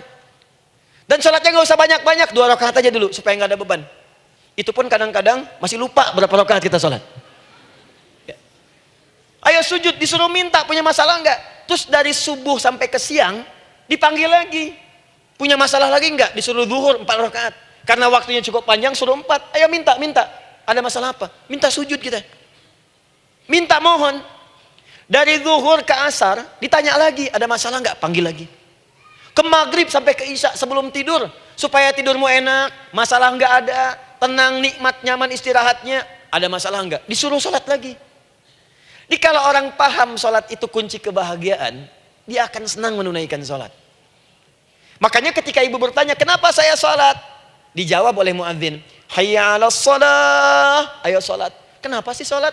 Hayya 'alal falah. Yuk bahagia. Ayo tenang. Yuk dapatkan apa yang kamu inginkan. Falah. Jadi kalau orang paham sholat itu menyelesaikan persoalan, tentu orang akan berbondong-bondong semangat untuk menunaikan sholat. Cuman sayang segelintir orang itu menilai sholat sebagai beban. Jadi sebagai kewajiban beban saja, makanya sholatnya nggak nikmat. Karakter di duhur, ayeuna asar doi. Tuh. Ya bagaimana doanya bisa dijawab? Anda datang pada orang, tapi datangnya dengan marah-marah. Datangnya dengan mencelanya. Ya bagaimana dia bisa memberikan kebutuhan Anda?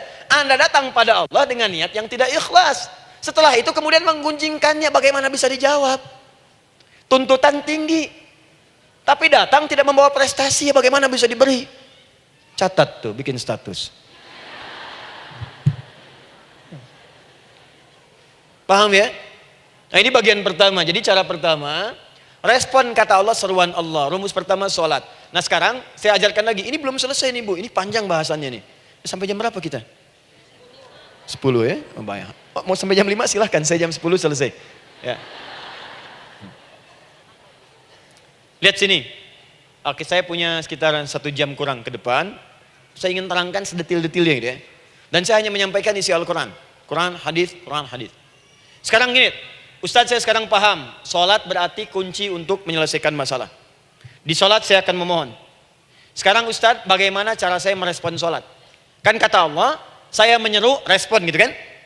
Kita dipanggil sholat nih, Allahu Akbar, dipanggil. Bagaimana cara meresponnya? Sebelum minta. Awas, ibu ingin datang mengajukan proposal.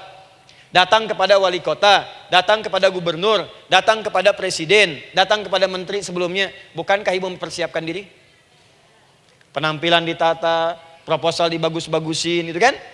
Yang paling hebat itu kadang-kadang malam-malam latihan depan cermin. Bapak wali kota yang saya hormati. Lihat semuanya tuh. Dan yang paling luar biasa, maaf ya, janjian jam 7 dengan Pak Wali Kota, datang jam 6 ke Balai Kota. Sekarang ibu punya janji dengan Allah. Janji itu sudah diketahui sebelum pertemuannya. Kalau tidak percaya, 5 waktu ini ibu sudah hafal Bu. Ya, bahkan disuruh ngapalin oleh Allah. Buka Quran surah ke-4. Surah ibu, surah mama, An-Nisa. Ayat 103, Quran surah 4 ayat 103. فَإِذَا قَضَيْتُمُ الصَّلَاةَ فَاذْكُرُوا اللَّهَ قِيَامًا وَقُعُودًا وَعَلَى جُنُوبِكُمْ فَإِذَا اطْمَأْنَنْتُمْ فَأَقِيمُوا الصَّلَاةَ. Lihat ujung ayatnya. Inna as-salata kanat 'alal mu'minina kitaban mawquta. Sungguh semua waktu salat itu telah ditetapkan waktunya bagi orang beriman. Itu terjemahan biasa. Kalau terjemahkan pakai ilmu balaghah, sungguh orang beriman itu hafal waktu-waktu salat. Tahu waktunya. Apalagi kalau di waktu itu ibu punya kepentingan, pasti hafal. Kalau ibu benar memprioritaskan sholat dan menilai sholat sebagai solusi hidup, menilai sholat sebagai kebutuhan, ibu pasti akan hafalkan itu Bu. Nih ya, ibu dapat bagian arisan nih, bulan ini misalnya. Dan memang bagian jatah ibu, demi Allah saya katakan, sebulan sebelumnya ibu sudah hafal tanggalnya kapan. Bahkan di kalender tuh diwarnain. Papa, bagian mama nanti bulan ini. Tuh. Dicatat semua, di tempat siapa, jam berapa, datang dengan penuh keceriaan dan kebanggaan. Luar biasa. Hanya untuk urusan dunia yang itu habis gitu. Jika dia tidak meninggalkan ibu, ibu yang meninggalkan dia duluan. Sekarang 5 kali sehari semua diberikan, bahkan lebih daripada dunia dan seisinya. Harusnya sih wajarnya dihafalkan waktunya dan ibu hafal. Ayo, subuh jam berapa sekarang? Lihat sini, bukan ke atas. Ditutup tuh. Tuh, sana tuh. Subuh jam berapa? Ayo ngelihat ke sana, 4:43. Duhur jam berapa? Tuh, asar, maghrib, isya. Itu kan kunci ibadah. Dan kunci ijabah, kunci ibadah, kunci ijabah. Di situ ada pengabulannya. Ini gimana mau minta, waktu permintaannya aja nggak hafal. Gimana mau bermohon, datangnya aja telat. Karena itu, bagaimana cara merespon seruan Allah? Diaturlah di Quran surah kedua ayat 152. Paling kanan sebelah bawah. Quran surah kedua ayat 152. Ibu masih ingat? Bukankah sholat disebut sebagai zikir? Masih ingat? Ya, di surah ke-20 ayat 14. Wa aqimis sholata lidzikri, tunaikan sholat sebagai zikir kepadaku. Sekarang lihat ya. Lihat ketentuan Allahnya. Kalau ibu dipanggil untuk sholat, dipanggil untuk zikir, cepat respon. Ibu cepat respon, Allah pun akan cepat merespon permintaan ibu. Lihat kalimatnya. Fadhkuruni adzkurkum. Fadhkuruni adzkurkum. Kalian mengingat saya, maka saya pun akan ingat dengan kalian. Kalian zikir kepada saya, ingat saya, kata Allah, maka saya pun akan ingat kalian. Di antara makna zikir, salat. Kalau ibu salat mengingat Allah dengan cepat, maka Allah pun akan cepat mengingat kita. Contoh.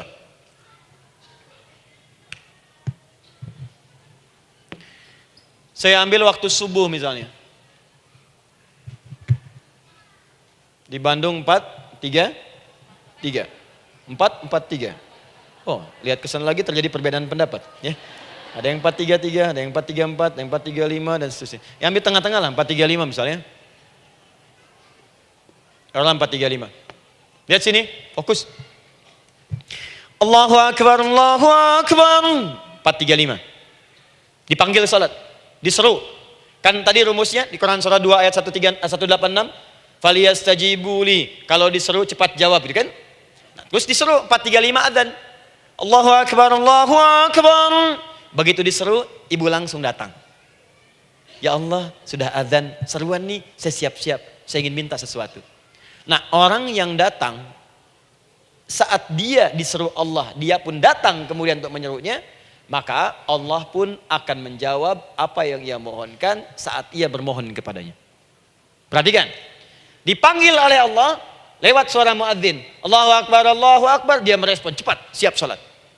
Maka dia pun ketika memanggil Allah, seketika Allah pun akan jawab padanya. Sesuai dengan kadar responnya. Dipanggil saat itu, dia menjawab. Maka Allah pun akan ingat kepadanya hanya saat dia memanggil saja. Di saat panggil, diingat. Panggil, diingat. Jelas? Ini yang hebat. Dipanggil 4-3-5. Allahu Akbar, Allahu Akbar. Dia sudah ingat dari sejak jam 3 lewat 45. Dia bangun jam 3. Bisa. Padahal belum dipanggil. Datang. Bahkan Masya Allah, melakukan warming up dulu. Tahajud. Istighfar. Baca Al-Quran sebelum dipanggil. Masya Allah Bu, ibu mau datang misalnya ke istana. Janjian jam 7, datang jam 6. Di situ ibu kerjakan yang baik-baik dulu. Wah lihat. Terus kelihatan CCTV kan. Wah ini orang bagus banget nih. Mulia, bagus. Sampah diambilin, disapu. Kelihatan. Itu ibu belum datang pun udah dipanggil duluan. Ada orang yang belum dipanggil sudah datang menghadap Allah. Tahajud dia, zikir dulu, istighfar dulu. Ini orang, maaf ya, walaupun dia belum memanggil Allah, Allah sudah menyelesaikan semua persoalannya. Di orang-orang yang selalu ingat kepada Allah, walaupun Allah dalam waktu tidak memanggilnya, maka Allah akan mengingatnya sekalipun orang ini belum bermohon kepadanya. Maka ibu nanti akan temukan orang-orang yang langsung diselesaikan persoalannya oleh Allah bahkan sebelum dia bermohon kepadanya. Ada orang yang seakan gak punya masalah Bu. Bukan nggak punya masalah, sebab setiap dia punya masalah, masalahnya diringankan oleh Allah. Ini seakan-akan nggak ada beban. Ah, ini indah hidupnya. Enak. Butuh sesuatu, sebelum nyari, datang. Ada persoalan, senyum dikit, selesai. Orang macet mengeluh, bikin status, dia macet malah senang. Dan hatinya dilapangkan oleh Allah. Bayangkan ada janji rapat jam 9, setengah 9 masih macet. Diprediksi di Google akan sampai 2 jam lagi. Yang lain mengeluh, telepon sana, telepon sini, ini. Dia enggak aja, lapang aja. Alhamdulillah ya Allah, kasih macet. Morotal, saya mau dengerin surah Al-Baqarah. Buka, hafalin. Partnernya nelpon. Sampai di mana, akhi? Ini sampai di surah Al-Baqarah ayat 186. Tidak ada yang sia-sia dari Allah. Sabar ya di sana. Ya, atau kita bisa koneksikan dari sini, apa yang bisa saya selesaikan sekarang di sini, sehingga sampai sana kita tinggal kesimpulan saja. Tenang hatinya. Gak ada gerasak, gerusuk, gulisah gini, telepon sana sini, klaksonin. Dasar lampu merah, lama, birunya sebentar. Padahal biru nggak ada, yang ada hijau kan. Jadi kalau sudah begitu enak, Bu. Yang perempuan ada di Quran Maryam. Maryam kan perempuan. Dan Maryam itu bukan nabi, bukan rasul. Ingin memberikan pesan kepada ibu, perempuan dimanapun. Tidak harus jadi nabi supaya doa cepat dikabulkan. Tidak harus menjadi rasul. Ini Maryam bukan nabi, bukan rasul. Tapi dia ini luar biasa. Sebelum dipanggil udah datang. Zikirnya tak terlukiskan. Mohon kepada Allahnya luar biasa. Menjaga diri dari hal yang dilarang oleh Allah. Apa hasilnya? Sebelum diberikan bahkan oleh pamannya, sudah ada kebutuhannya. Quran surah ketiga ayat 37. Kullama dakhala 'alaiha Zakaria al-mihraba wajada 'indaha rizqa. Setiap pamannya mau memberikan kebutuhan Maryam sudah ada di dalamnya, Bu. Sudah ada. Itu luar biasa. Mau makan, makanan ada. Mau anggur, anggur ada. Ya. Wah, itu luar biasa, Bu. Jadi bermohon bahkan sebelum waktunya. Sentuhlah ia tepat di hatimu, maka ia akan jadi milikmu untuk selamanya. Wah. Nah, itu doa tuh. Aduh, mana-mana. Paham? Tuh. Jadi kalau yang standar-standar saja itu biasa. Maka datang sebelum waktunya. Datang. Atau datang pas dipanggil. Standar. Jadi kalau 4.35 adzan, Allahu Akbar, Allahu Akbar. Ibu bangun. Siap sholat, siap sholat. Itu standar. Jangan dulu bahagia. Naikin lagi levelnya. Yang celaka itu ya ini nih. Dipanggil 4.35. Baru bangun 5.34.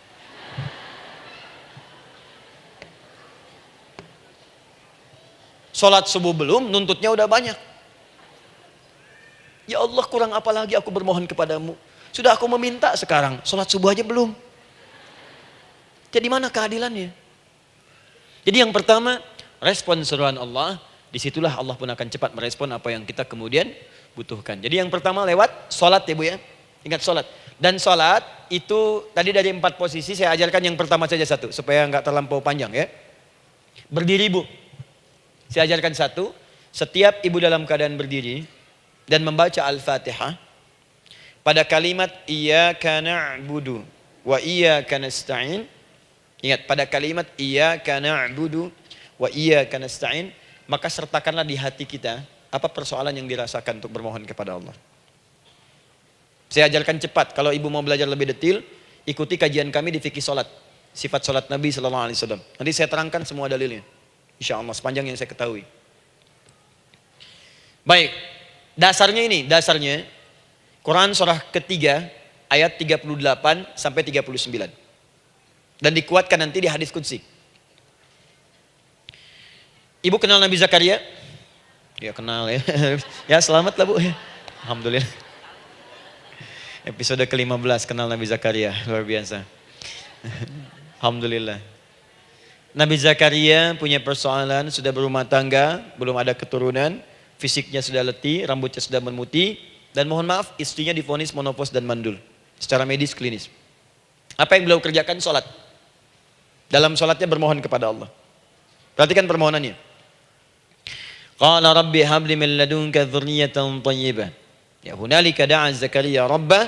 Qala rabbi habli min ladunka dzurriyyatan thayyibah. Innaka sami'ud du'a. Ya Allah, aku bermohon kepadamu, anugerahkan aku keturunan. Semua mengatakan aku gak mungkin punya keturunan. Hanya engkau yang tidak punya batas dalam pemberian. engkau pasti mendengar doa saya. Kalau pada yang maha mendengar tidak mengabulkan juga, lantas kepada siapa lagi aku mesti memohon? Doa ini dipanjatkan oleh beliau dalam keadaan sholat, sedang berdiri dalam sholatnya. Jadi ibu maaf ya, tolong jangan salah berpikir, semua nabi dan rasul, orang soleh sebelumnya itu sholat. Cuma kita lebih sempurna gerakan dan jumlahnya, sempurna. Orang dulu sholat. Nabi Musa sholat, Quran surah 20 ayat 14. Nabi Isa sholat, Quran surah 19 ayat 31 sampai 33. Nabi Ismail sholat, Quran surah 19 ayat ke-55. Semua sholat. Sholat. Nabi Zakaria saat punya masalah, sholat. Dalam berdirinya minta dalam sholatnya. Dari mana Ustadz tahunya beliau minta dalam berdiri dalam sholat? Ayat 39 ya baca. Quran surah ketiga ayat 39. Fanadatul malaika, maka doanya itu dijawab oleh Allah. Datang malaikat menyampaikan jawaban. Wa huwa qaimun yusalli fil mihrab. Sedangkan beliau masih berdiri dalam sholatnya di mihrab. Masih berdiri dalam sholat. Sholat. Di dalam sholat itu minta. Makanya semua bacaan sholat itu permintaan isinya. Dan dikabulkan oleh Allah. Anallaha yubashshiruka bi Yahya. Allah kasih kabar gembira, engkau akan punya anak, langsung namanya dari Allah Yahya. Artinya hidup. Yang mustahil menurut manusia, lahir dari rahim seorang perempuan yang divonis monopos dan mandul menurut medis, kata Allah tidak ada yang mustahil bagiku, lahir dan hidup dia, Yahya. Kapan terjadinya? Sedang sholat. Kapan saat sholatnya? Berdiri. Nah yang paling menarik bu, umatnya Nabi Muhammad SAW ditunggu oleh Allah 5 kali dalam sehari, dan dimintakan sebelum sholat untuk menyiapkan permohonannya. Maka turunlah Quran surah kedua ayat ke-45. Ibu lihat ayatnya. Wasta'inu bis-sabri was-shalah. Bahkan ditegaskan lagi di Quran surah kedua ayat 153, paling kanan sebelah bawah. Ya ayyuhalladzina amanu ista'inu bis-sabri was-shalah. Yang pertama enggak pakai panggilan iman. Wasta'inu, kata Allah, hei, kalau kamu punya masalah, jangan mengeluh, jangan berkeluh kesah, jangan terlampau banyak gelisah, cepat siapkan dirimu untuk menunaikan sholat. Siapkan permohonanmu, minta kepada aku lewat sholat. Kalau belum yakin, disebutkan imannya. Ya ayyuhalladzina amanu, hei orang-orang yang masih merasa punya iman, katanya punya iman. Jadi kalau ibu nggak mau minta lewat sholat, dipertanyakan imannya. Kamu punya iman nggak? Kata Allah, yakin nggak dengan saya? Kalau punya masalah jangan mengeluh. Datang pada saya minta, lewat sholat, saya panggil sholat minta. Kalau masih merasa punya iman. Tuh, iman kita tuh dipertaruhkan di situ. Nah sekarang, saya berikan rumus bahasanya. Allah memanggil kita dengan bentuk jama, perintah jama. Wasta'inu, wasta'inu. Itu bentuk perintah. Wasta'inu, bentuk perintah.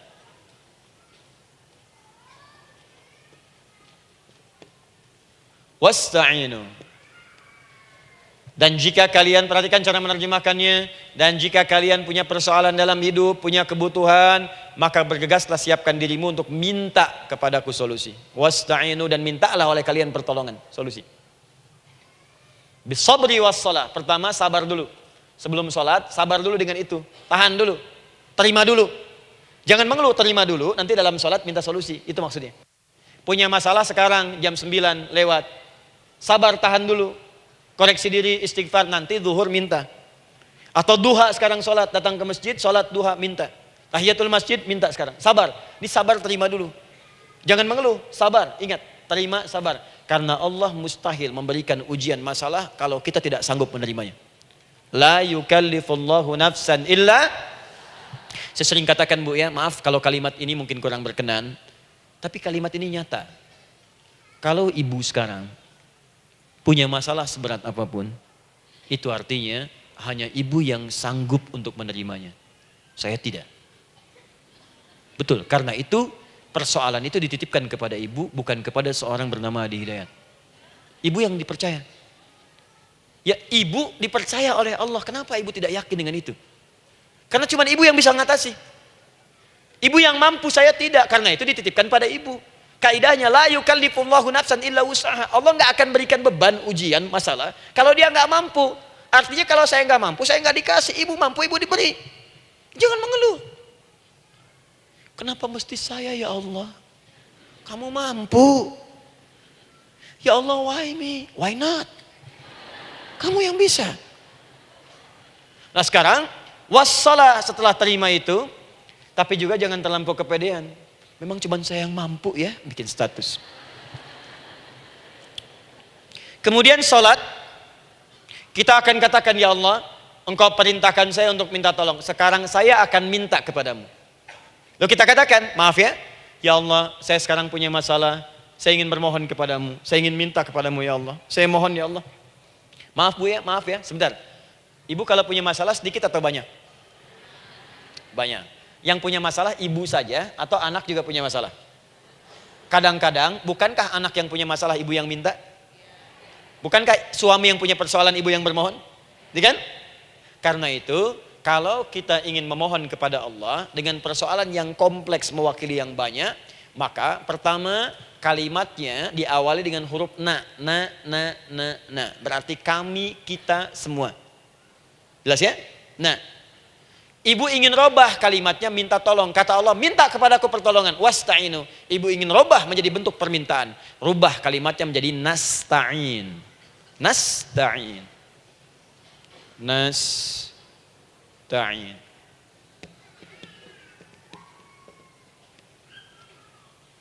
Wasta'inu nasta'in. Minta kepada siapa tadi? Allah. Boleh minta kepada selain Allah? Tidak. Hanya kepada Allah saja?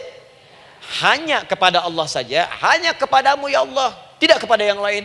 Maka kalimatnya menjadi iyyaka. Iyyaka. Hanya kepadamu saja ya Allah.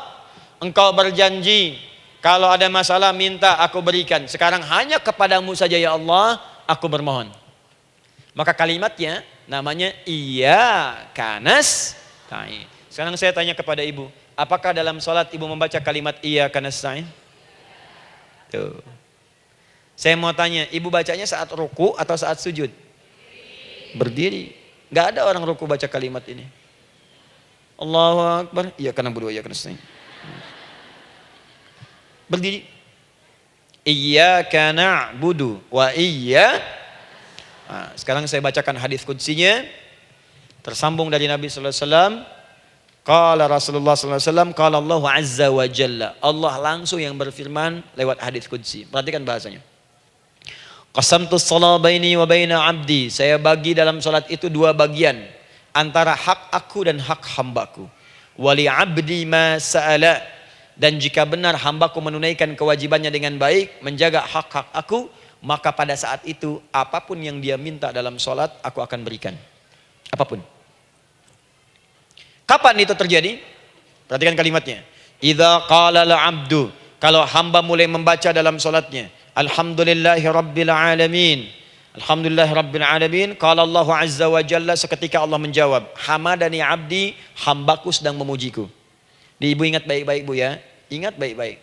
Setiap ibu baca Al-Fatihah dalam sholat itu Allah memperhatikan dan menjawab bacaan ibu. Tadi masih ingat ketika saya katakan wa idza sa'alaka ibadi anni fa inni qarib, Allah itu dekat. Ya. Wa idza qala al-'abdu ar-rahmanir rahim, kalau hamba melanjutkan ar-rahmanir rahim, qala Allah azza wa jalla, Allah langsung menjawab athna alayya 'abdi, hambaku sedang menyanjungku.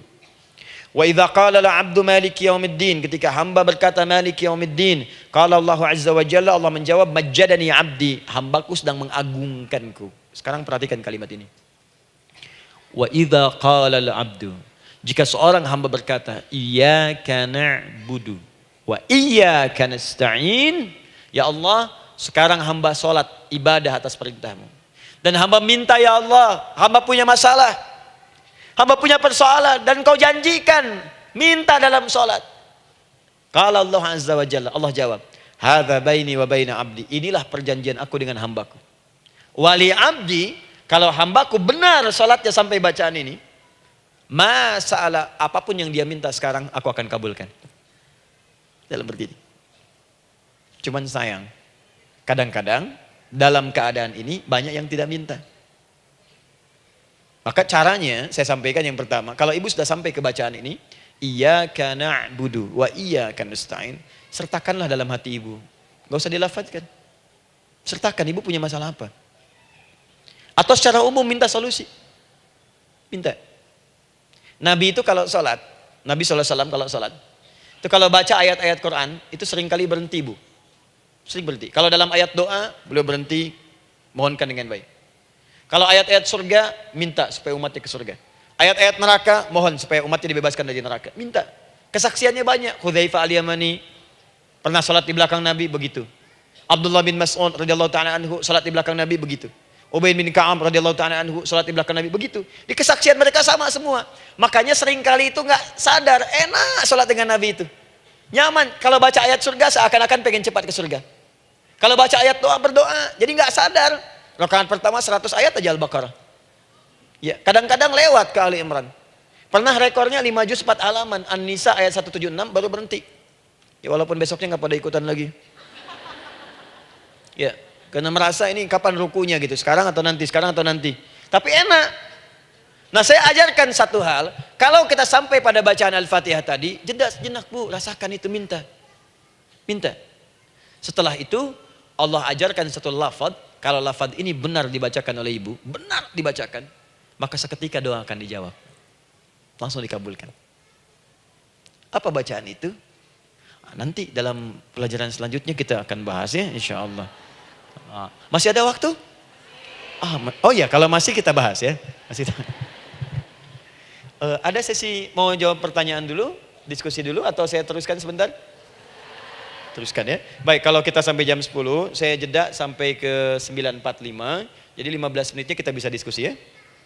Baik. Apa lafaz yang kita bisa mohonkan? Teruskan ayatnya. Ihdinas siratal mustaqim. Ihdinas siratal mustaqim. Ihdinas siratal mustaqim. Ini Bu, nanti Ibu lihat dalam kajian tafsir yang kami sampaikan. Juga dalam kajian fikih salat saya bahas dengan detail. Di sini singkat saja, singkat padat. Ihdina itu, ya Allah berikan kami hidayah. Berikan kami jalan. Berikan kami petunjuk. Tunjukkan kami jalan yang lurus. Kalimat ihdina asalnya dari kata hidayah. Hidayah, jamaknya hudan.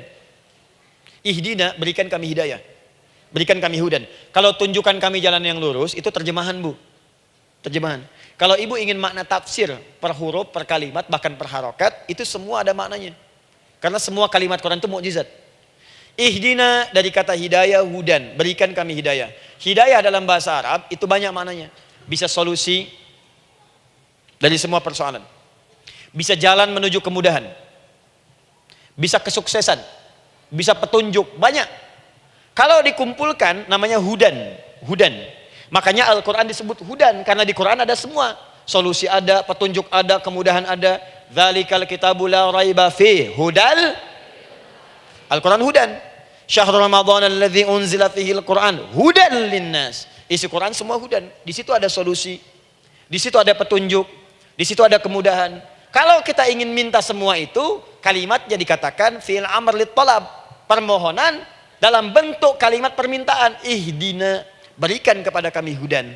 Kalau sudah mengatakan ihdina artinya minta solusi, minta kemudahan, minta petunjuk. Jadi ketika ibu mengucapkan kalimat ihdinas siratal mustaqim, itu artinya ya Allah berikan kepada kami solusi dari masalah yang sedang saya hadapi.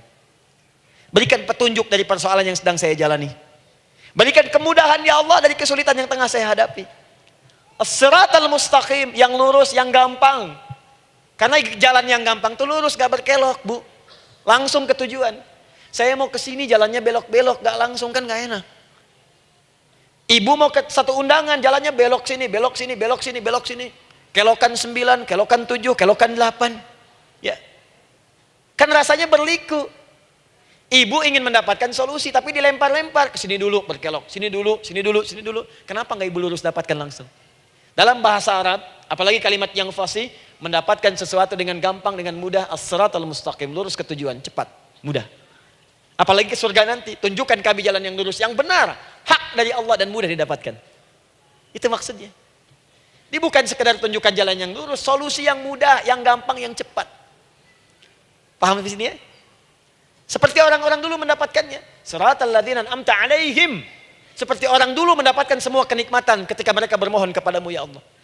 Siapa mereka? Ada 4 golongan disebutkan di Quran surah keempat ayat 69. Ada para nabi, orang-orang jujur siddiqin, para syuhada dan orang-orang soleh. Ya, wa may yuti'illaha wa rasul fa ulaika ma'al ladzina an'ama Allahu 'alaihim minan nabiyyina was-siddiqina wasyuhada was-shalihin. Para nabi dulu berdoa, ya Allah, saya ada masalah, dikabulkan. Kita minta, ya Allah, sekarang saya berdoa, tolong kabulkan seperti nabi-nabi dulu dikabulkan. Nabi Ayub sakit, berdoa dikabulkan. Kita sakit, dikabulkan. Nabi Ibrahim ada ujian, dikabulkan. Nabi Ibrahim punya ujian dengan anak. Kita ada ujian dengan anak, minta dikabulkan. Anak-anak berselisih, ada yang dendam, yang iri. Seperti anaknya Nabi Yakub. Nabi Yakub berdoa, dikabulkan. Kita minta, dikabulkan. Ada syuhada, berdoa, dikabulkan. Kita minta, dikabulkan. Orang soleh berdoa, minta, dikabulkan. Kita minta, dikabulkan. Ya Allah, seperti engkau kabulkan doa orang-orang dulu yang melahirkan nikmat, mohon kabulkan kami yang minta sekarang dan mendapatkan kenikmatan itu. Itu maksudnya. Ya, siratal ladzina an'amta 'alaihim. Siapa an'amta 'alaihim di sini? Ulaikal ladzina an'amallahu 'alaihim. Sama persis kalimatnya. Minan nabiyyina was-siddiqina wasyuhada'i was-shalihin. Jadi jangan diartikan sebatas terjemahan. Walaupun di musim haji sekarang itu bisa dipakai. Saya tugas 2010 di Mekah. Ada jemaah kesasar, lupa maktab. Kemudian ingin balik, nggak tahu jalan. Dia ketemu askar. Askar nggak bisa bahasa Indonesia, dia nggak bisa bahasa Arab. Tapi dia hafal Al-Fatihah. Datang kepada askar, dia tunjukkan gelangnya. Pak, ihdinas siratal mustaqim. Tunjukkan saya jalan yang lurus. Tunjukin gelang. Askar gak bisa bahasa Indonesia. Dikasih bahasa Arab gak paham-paham. Tapi askar ini pun cerdas. Dia tunjuk, dia lihat gelangnya. Oh, maktab sana. Siratal ladzina an'amta 'alaihim ghairil maghdubi 'alaihim waladdallin. Lurus, jangan belok-belok. Kalau belok nanti engkau tersesat atau dicaci maki orang. Maghdub ya dicela orang, dolin tersesat, kan? Jangan dicela, jangan sesat, lurus. Tapi kalau dalam berdoa dalam sholat minta di hati hadirkan. Jelas ya? Nah itu posisi pertama. Jadi pertama minta lewat sholat. Yang kedua cepat rajin istighfar bu. Saya cepat ya, rajin istighfar. Saya ada 7 menit lagi. Ibu rajin istighfar. Astaghfirullah, astaghfirullah, astaghfirullah, astaghfirullah. Itu yang paling singkat. Astaghfirullahaladzim, astaghfirullahaladzim, astaghfirullahaladzim. Itu yang menengah. Astaghfirullahaladzim, alladzi la ilaha illa huwal hayyul qayyum wa natubu ilaihi. Astaghfirullahaladzim, alladzi la ilaha illa huwal hayyul qayyum wa natubu ilaihi. Astaghfirullahaladzim, alladzi la ilaha illa huwal hayyul qayyum wa natubu ilaihi. Itu yang cukup panjang. Ibu rajin istighfar. Orang yang rajin istighfar itu diantara yang disebutkan dalam riwayat-riwayat adalah orang-orang yang cepat dijawab doanya. Hanya dengan istighfarnya. Jadi dia tuh punya keinginan, dia nggak katakan. Jadi keinginan di benaknya dia, terus dia istighfar. Astagfirullah, astagfirullah, astagfirullah. Itu kalau benar rajin istighfar, seketika dikabulkan. Cepat. Ada seorang yang hidup, ini tukang roti. Di zaman Imam Ahmad bin Hanbal. Saya pernah kisahkan ini di beberapa keadaan. Orang ini itu ahli istighfar. Jadi maaf ya bu ya, bukan istighfarnya pas ada keperluan aja, bukan. Ada ta'lim ustaz tadi, sab pertama astagfirullah, astagfirullah, astagfirullah, bukan. Besok ada arisan, astagfirullah, astagfirullah, bukan. Jadi bukan ada keperluan, istighfar bukan. Orang ini membiasa istighfar. Jadi setiap mengerjakan apapun dia istighfar. Mau minum, bismillah, astagfirullah, astagfirullah. Dia setiap buka adonan, astagfirullah, astagfirullah. Nah satu ketika, Imam Ahmad itu nggak tahu kenapa, pengen datang ke daerah itu. Ya kalau misalnya ibu tinggal di Cicahem, misalnya kan Imam Ahmad tiba-tiba pengen ke Cicahem aja. Terus karena lelah, mampir ke masjid. Istirahat di dalam masjid. Tiba-tiba kata penjaga masjidnya, DKM-nya, marbotnya, ya Syekh, idhab, pergi, nggak boleh tiduran di sini. Kata Imam Ahmad, saya kan cuma numpang istirahat, nggak boleh keluar. Dan dia nggak tahu kalau itu imam besar. Dan Imam Ahmad itu sudah populer bu, sangat famous, familiar. Cuman orang kan nggak pernah lihat wajahnya. Dulu kan nggak ada Facebook, nggak ada Instagram, nggak ada handphone, nggak ada apa-apa. Jadi kalau orang terima Ahmad, ya Ahmad aja kemana-mana. Oh, ada Imam Ahmad, dia Imam Ahmad, Imam besar, Imam Syafi'i, Imam besar. Tapi nggak pernah lihat. Sekarang kan udah kelihatan. Ya, udah kelihatan. Sekarang banyak. Makanya orang dulu tuh senang begitu tahu, dikasih tahu Nabi aja ke Madinah bu, nggak ada yang tahu kalau itu Nabi Muhammad kalau belum pernah lihat. Karena beliau di bawah, Abu Bakar di atas. Abu Bakar kan naik kan, untanya Nabi. Nabi Muhammad pasti di bawah gantian tuh di jalan. Orang mengira yang di atas unta Nabi Muhammad, padahal Nabi Muhammad yang jalan kaki, nggak kelihatan. Makanya responnya bola ketika tahu Nabi, senang luar biasa. Minta doa, minta ini, minta itu. Orang sekarang tidak. Karena sering banyak lihat di TV, media sosial, begitu ketemu, minta foto. Ini lain kisahnya. Nggak tahu dia, pergi keluar. Kata Imam Ahmad, ya sudah, keluar beliau. Nggak mau ribut. Istirahat di luar. Di pelataran. Di sini juga nggak boleh. Lihat kalimatnya. Barwah, keluar, pergi. Barwah itu kasar, Bu. Begitu kemudian di debat lagi, saya cuma di luar. Rawah itu dari kata roh, Bu. Itu paling kasar. Artinya keluar dengan roh-rohnya sekalian. Rohnya pun jangan di sini. Ya. Jadi kalau ibu nanti di Masjidil Haram misalnya kan, ada kalimat itu artinya kesal, Bu, askarnya. Ya. Keluar. Misalnya idza bi anti. Enggak mau, saya mau di sini. Ya. Barwa, pergi. Sampai ke rawah dengan roh-rohnya. Itu artinya ibu disuruh pergi. Ya, bukan jangan mengelak lagi. Rawah. Saya bukan rawah, saya rohayati. Suruh pergi. Pergi. Imam Ahmad pergi tuh akhirnya. Pergi, di jalan kelihatan ada tukang roti tadi. Begitu kelihatan capek lah dipanggil, Syekh, kayaknya lelah, istirahat di sini. Dan tukang roti pun nggak tahu kali itu Imam Ahmad. Begitu istirahat, duduk, kelihatan Imam Ahmad setiap buka adonan, astagfirullah. Bikin lagi, astagfirullah. Imam Ahmad tahu faidah itu. Tapi ingin menguji tukang roti ini, ditanya. Ya akhi, kamu ini kenapa setiap Anda menanam adonan itu, tepung itu, Anda mengucapkan istighfar, astagfirullah. Perhatikan jawabannya. Wallahi demi Allah, tidak pernah saya beristighfar dalam setiap aktivitas saya, kecuali Allah selalu mengabulkan doa yang saya mohonkan. Di setiap minta, astagfirullah, itu dikabulkan. Cuman satu yang sampai sekarang belum terkabul. Apa itu kata Imam Ahmad? Saya ini selalu bermohon kepada Allah, ya Allah, mohon sebelum saya wafat atau setelah ia wafat, pertemukan saya ya Allah dengan Imam Ahmad bin Hambal. Sebelum saya yang wafat atau Imam Ahmad. Kata Imam Ahmad, astagfirullah. Allahu Akbar. Itu mungkin yang memperjalankan saya kemari. Tiba-tiba pengen ke sini, sampai diusir keluar dari rumah Allah dari masjid, sampai di sini karena istighfar Anda. Sayalah Imam Ahmad bin Hambal. Astagfirullah. Imam Ahmad ke situ datang. Tolong jangan lakukan pada saya. Salah di hidayat ya Allah. Astagfirullah. Saya jawab lagi dari sana. La haula wala quwata illa billah. Ini istighfar. Nah, kapan istighfar yang baik? Istighfar yang baik dilakukan setelah tahajud sebelum fajar. Saya ulang ya.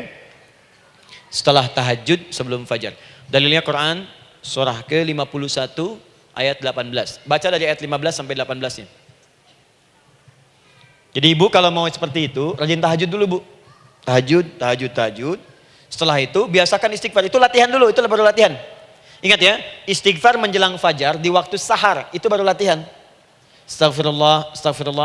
Nanti kalau sudah banyak latihan, ibu akan refleks. Mau duduk masuk mobil, astagfirullah. Duduk mau makan, astagfirullah. Ya, kadang-kadang ibu mau ambil handphone, astagfirullah. Itu refleks di lisan kita keluar. Ahli istighfar itu gak direncanakan keluar di lisannya. Astagfirullah. Kalau sudah seperti itu, berbahagialah. Karena apapun kadang ibu inginkan, sepanjang itu ibu butuhkan, seketika dikabulkan. Ya. Yang ketiga, yang terakhir. Sudah 9:45, boleh sedikit? Ya, yang terakhir ya, terakhir. Jangan khawatir, setelah ini selesai. Jangan khawatir. Yang ketiga, ini amalan yang paling dahsyat. Jadi yang pertama minta dikabulkan. Yang kedua baru istighfar dikabulkan. Yang ketiga nggak ngapa-ngapain dijawab. Artinya baru terbersit, ada keinginan jawab seketika. Amalan yang ketiga ini adalah amalan yang dikerjakan karena cinta kepada Allah Subhanahu wa taala. Mahabbatillah, kecintaan kepada Allah. Amalan yang dikerjakan karena cinta kepada Allah Subhanahu wa taala. Amalannya mencintai Allah. Beda, Bu. Salat dengan cinta dibandingkan dengan sholat karena memenuhi kebutuhan atau kewajiban saja, itu akan lain. Ibu kalau benar-benar mencintai Allah, maka dalam sholat pun persiapannya akan beda. Saya beri contoh gini ya. Dari pakaian akan lain kata Al-Quran. Quran surah 7 ayat 31. Ya bani Adam khudhu zinatakum inda kulli masjid. Hei anak cucu Adam, kalau ada panggilan dari masjid, kenakan pakaian terindahmu. Di orang-orang yang mencintai Allah saat akan sholat, dia akan perhatikan dari pakaiannya. Jauhkan dari yang haram. Terus cari yang paling baik yang dia kenakan. Gak akan sembarangan. Kalau ibu pakai mukena juga cari mukena yang paling indah. Bukan karena pengen dilihat orang. Karena ingin Allah menyaksikan sholat ibu dalam keadaan yang sempurna. Wudu. Wudu itu hati-hati gitu. Quran surah ke-5 ayat ke-6. Ya ayyuhalladzina amanu idza qumtum ila shalah faghsilu wujuhakum wa aydiyakum ilal marafiq wamsahu bi ru'usikum wa arjulakum ilal ka'bain. Jadi kalau ada orang beriman mencintai Allah, mau sholat dia mau wudu, wudunya enggak akan sembarangan, Bu. Cuman basuh. Ya, bagian kepala juga harusnya kepala, dia rambut, takut selesai. Sampai ke kaki cuma disodorkan di keran, beres. Itu sih, anak kecil juga bisa. Orang ini lain. Dia akan pelan-pelan dilihat secara sempurna. Hati-hati, kerjakan karena Allah, karena ingin baik. Kalau orang sholat, hanya kebutuhan saja, maka yang penting dia takbir sampai salam selesai. Tapi ini tidak, dia akan pelajari bagaimana Nabi mengajarkan sholat yang benar. Bagaimana bacaan saya benar. Dia belajar ngaji supaya benar bacaan Fatihahnya. Dia belajar dengan baik supaya khusyuk di dalam sholatnya. Dia pahami satu-satu. Apa artinya Allahu Akbar? Apa artinya Subhana Rabbiyal Azim? Apa artinya Subhana Rabbiyal A'la? Apa artinya Sami Allahu liman hamidah? Dipahami. Di begitu dia sholat baru takbir sudah paham isinya. Jika ada orang seperti ini, dia mengerjakan apa yang Allah perintahkan karena cinta dengan Allah. Dia berzakat karena ingin mencintai Allah. Dia berinfak karena cinta dengan Allah, bukan karena uangnya. Pokoknya kalau orang cinta itu, Bu, setiap pecinta, dia akan memberikan apapun pada yang dicintai. Walaupun tak diminta. Dan pecinta itu sifatnya, kalau yang dicintainya senang sesuatu, akan otomatis ikut senang. Ibu misalnya senang ya dengan pasangan sebelum menikah. Pasangan senang kucing, ibu akan terpaksa senang kucing. Ibu cinta dengan anak, semua akan diikuti apa yang diinginkan. Seperti itu, cinta itu butuh pembuktian.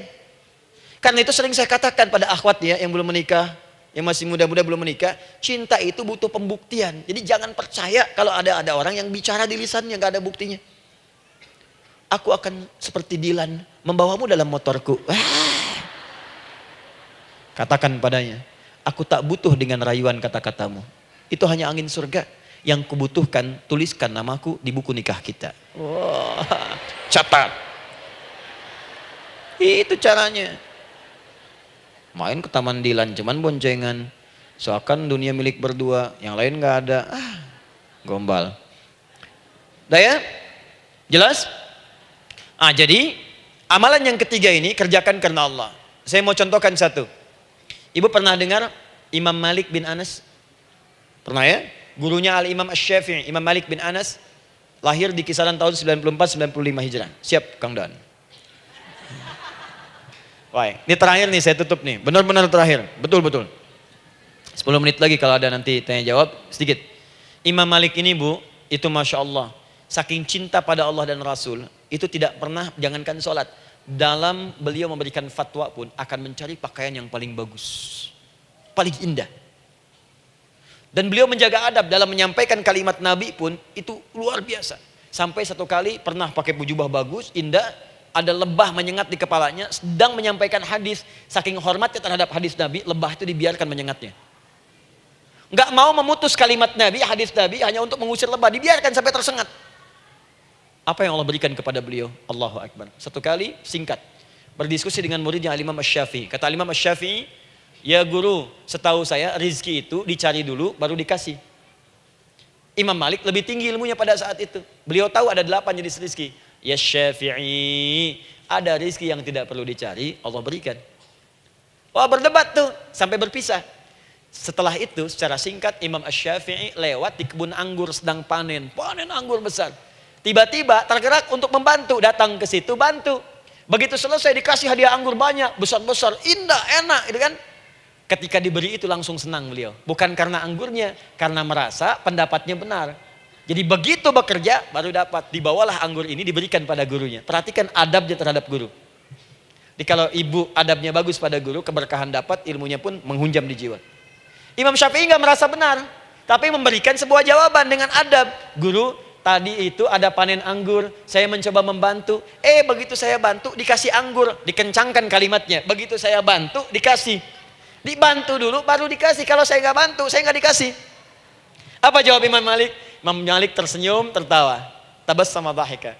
Masya Allah, Syafi'i, bahasa kita. Tadi itu saya keluar, mau ngajar. Siang-siang terik begini, saya kepikiran, ya Allah, kalau makan anggur yang enak-enak, enak banget sekarang ini. Ada anggur sekarang. Tuh. Murid berikhtiar, guru mendapatkan hasil. Setelah itu Asy-Syafi'i naik dan jadi bintang di zamannya, sampai kekinian pun luar biasa. Dan mendapatkan barakah gurunya, seperti gurunya dapatkan, muridnya pun meraihnya.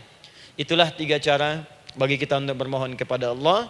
Jika ingin dipercepat oleh Allah, bisa lewat salat, bisa lewat istighfar, bisa juga dengan menciptakan amalan-amalan, atau mengikuti amalan-amalan yang dicintakan atau ditujukan untuk mencintai Allah Subhanahu wa taala. Ibu bisa paham ini? Baik. Kemudian berdoa. Tapi yang jadi masalah, Ustadz, ketika berdoa kok belum dikabulkan juga? Apa ciri doa dikabulkan? Seperti apa kita tahu doa kita dikabulkan? Itu mungkin kita bahas di episode yang berbeda insyaallah. Alhamdulillahi rabbil alamin. Ar-Rahmanir Rahim. Maliki yaumiddin. Iyyaka na'budu wa iyyaka nasta'in. Ihdinas siratal mustaqim. Siratal ladzina an'amta 'alaihim ghairil maghdubi 'alaihim waladdallin. Allahumma nahmaduka hamdan syakirin, hamdan na'imin, hamdan yuwafi ni'amahu wa yukafi'u mazidah.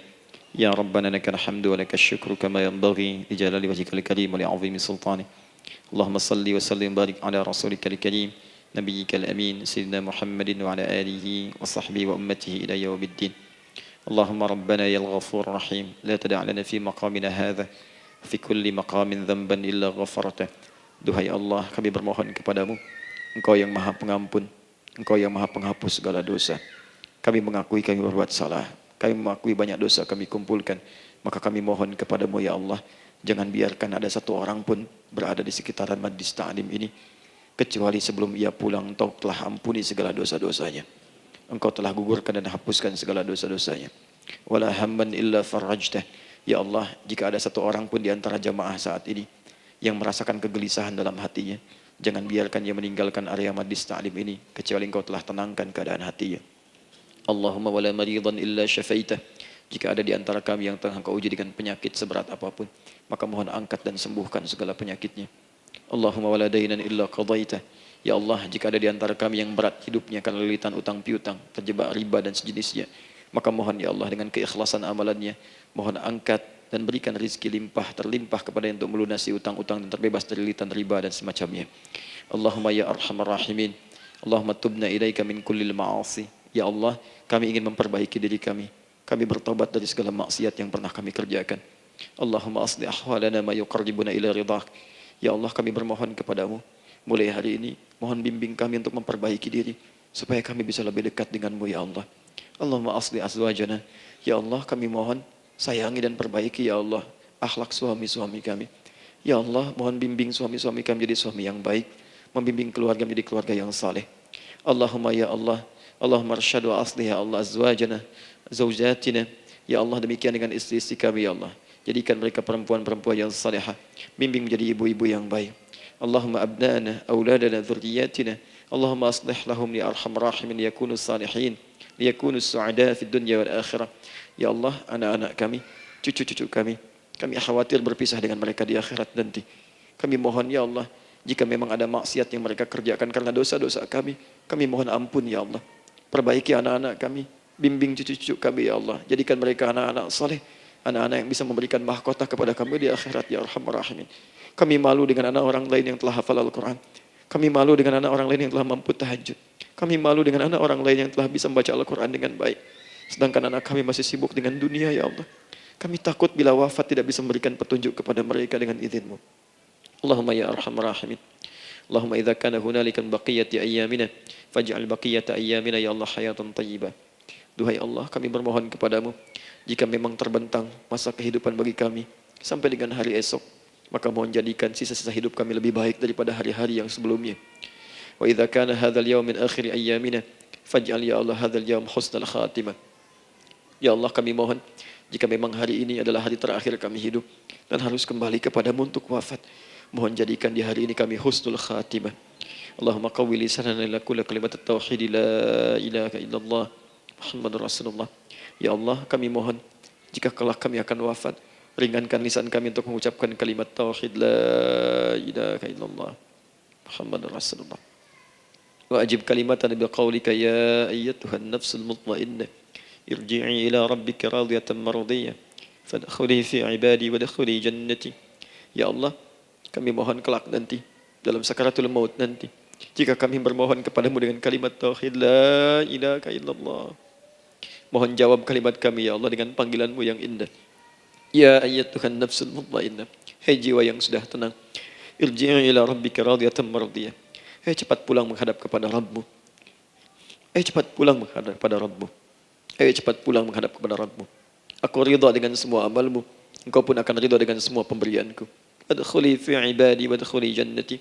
Engkau aku masukkan dalam golongan hambaku, aku siapkan surga untuk menyambutmu. Allahumma ishtaqna bi Rasulillah sallallahu alaihi wasallam. Ya Allah, kami rindu sekali dengan Rasulullah sallallahu alaihi wasallam. Lam na'ish ma'ahu fil hayat wa lam narahu fil manam. Kami belum pernah hidup bersama beliau di dunia, tidak mampu menatapnya di alam mimpi. Maka mohon ya Allah, jangan biarkan kami berpisah dengan Rasulullah di akhirat nanti ya Rabbal Alamin. Jumpakan kami dengan Rasulullah di Taman Firdausmu yang paling indah. Allahumma ya arhamar rahimin. Allahumma rizqil yusra ya Allah. Likulil hujjaj. Ya Allah, anugerahkan kemudahan, kelapangan kepada para jemaah haji yang berhaji tahun ini ya arhamar rahimin. Allahumma taqabbal minhum ya Allah hajjahum, sa'yahum sa'yan mashkura, wa dhanbahum dhanban maghfura, wa tijaratahum tijaratan lan tabur. Ya Allah, jangan sia-siakan pengorbanan fisik mereka, biaya mereka, waktu mereka, tenaga mereka, emosi mereka. Terima haji mereka ya Allah. Jadikan sa'i mereka berhasil, tawaf mereka benar. Jadikan seluruh manasik yang kau ridhai ya arhamar rahimin. Allahumma ya Allah, rizq rizqan hasanan tayyiban liyahujju kulla man lam yahujj ya arhamar rahimin. Ya Allah, bagi kawan-kawan kami, kerabat kami, saudara kami, tetangga kami yang belum berhaji, maka anugerahkan kemudahan bagi mereka untuk berhaji ya Allah. Anugerahkan kelapangan untuk berhaji ya Allah. Sekalipun memang tidak terbuka kesempatan itu, maka mohon anugerahkan sifat mabrur kepada kami sekalipun tidak mendapati ibadahnya. Allahumma ya arhamar rahimin. Allahumma rizqna ya Allah nikmatan salihah. Ya Allah, anugerahkan kepada kami nikmat untuk menjadi orang saleh di dunia dan kembali kepadamu di akhirat dalam keadaan saleh. Alhiqna bis salihin ma'al ladzina an'amta 'alaihim minan nabiyyin was-siddiqin wasyuhada was-salihin wa hasuna ulaika rafiqa. Ya Allah, kumpulkan kelak kami di surga dengan para nabi, orang-orang saleh, para syuhada, orang-orang yang benar di hadapanmu. Itulah nikmat terbaik yang mampu kami dapatkan. Allahumma ya Rabb, Allahumma aslih Allah qulubana, ati anfusana taqwaha, wa zakkiha anta khairu man zakkaha, anta waliyuha wa maulaha. Ya Allah, jika memang kami telah Engkau anggap baik sampai dengan pagi hari ini, maka mohon jaga kami dalam keadaan baik sampai wafat ya Allah. Berikan kami kekuatan untuk istiqamah, jauhkan kami dari pengaruh nafsu ya arhamar rahimin. Ya Allah, jika ada saat ini orang-orang yang menyakiti kami ya Allah, berkhianat kepada kami ya Allah, menzalimi kami, maka mohon ampuni dosa mereka ya Allah. Maafkan mereka ya Allah. Bimbing mereka untuk sadar dan bertobat ya Allah. Titipkan dalam jiwa kami sifat untuk saling menyayangi ya Allah. Titipkan dalam jiwa kami sifat untuk saling memaafkan ya Allah. Titipkan dalam jiwa kami sifat untuk bisa memperhatikan ya Allah. Allahumma ya Rabb, Rabbana atina fid dunya hasanah wa fil akhirati hasanah wa qina adzabannar. Bifadlika subhana rabbika rabbil izzati amma yasifun. Wassalamun alal mursalin wa akhiru da'wana alhamdulillahi rabbil alamin. Sebelum saya akhiri dengan doa kifaratul majlis dan salam, saya ingin ucapkan terima kasih pada seluruhnya untuk ta'lim kita di pagi hari ini. Semoga Allah menerima semuanya dan semoga Allah muliakan. Dan terkhusus juga untuk Kang Daan, terima kasih untuk kali ini dan semoga istiqamah dalam kebaikan dan Masya Allah amin, amin. Beliau menginspirasi dan saya ingin menjadikan juga beliau sahabat dalam kehidupan untuk seluruhnya. Amin. Dan sahabat terbaik selalu memberikan yang terbaik untuk sahabatnya. Karena itu di pagi hari ini saya ingin sampaikan kepada Bapak Ibu sekalian, Bapak mungkin yang hadir, Ibu yang hadir, saya ingin berikan pada sahabat saya satu anugerah yang mungkin Allah titipkan.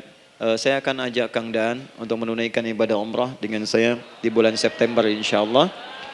Saat kami akan berangkat pada tanggal 9 September tahun 2019. Saya kira itu dan semoga bermanfaat insyaallah. Jazakallah khairan. Baik. Semoga Allah muliakan untuk semuanya. Terima kasih.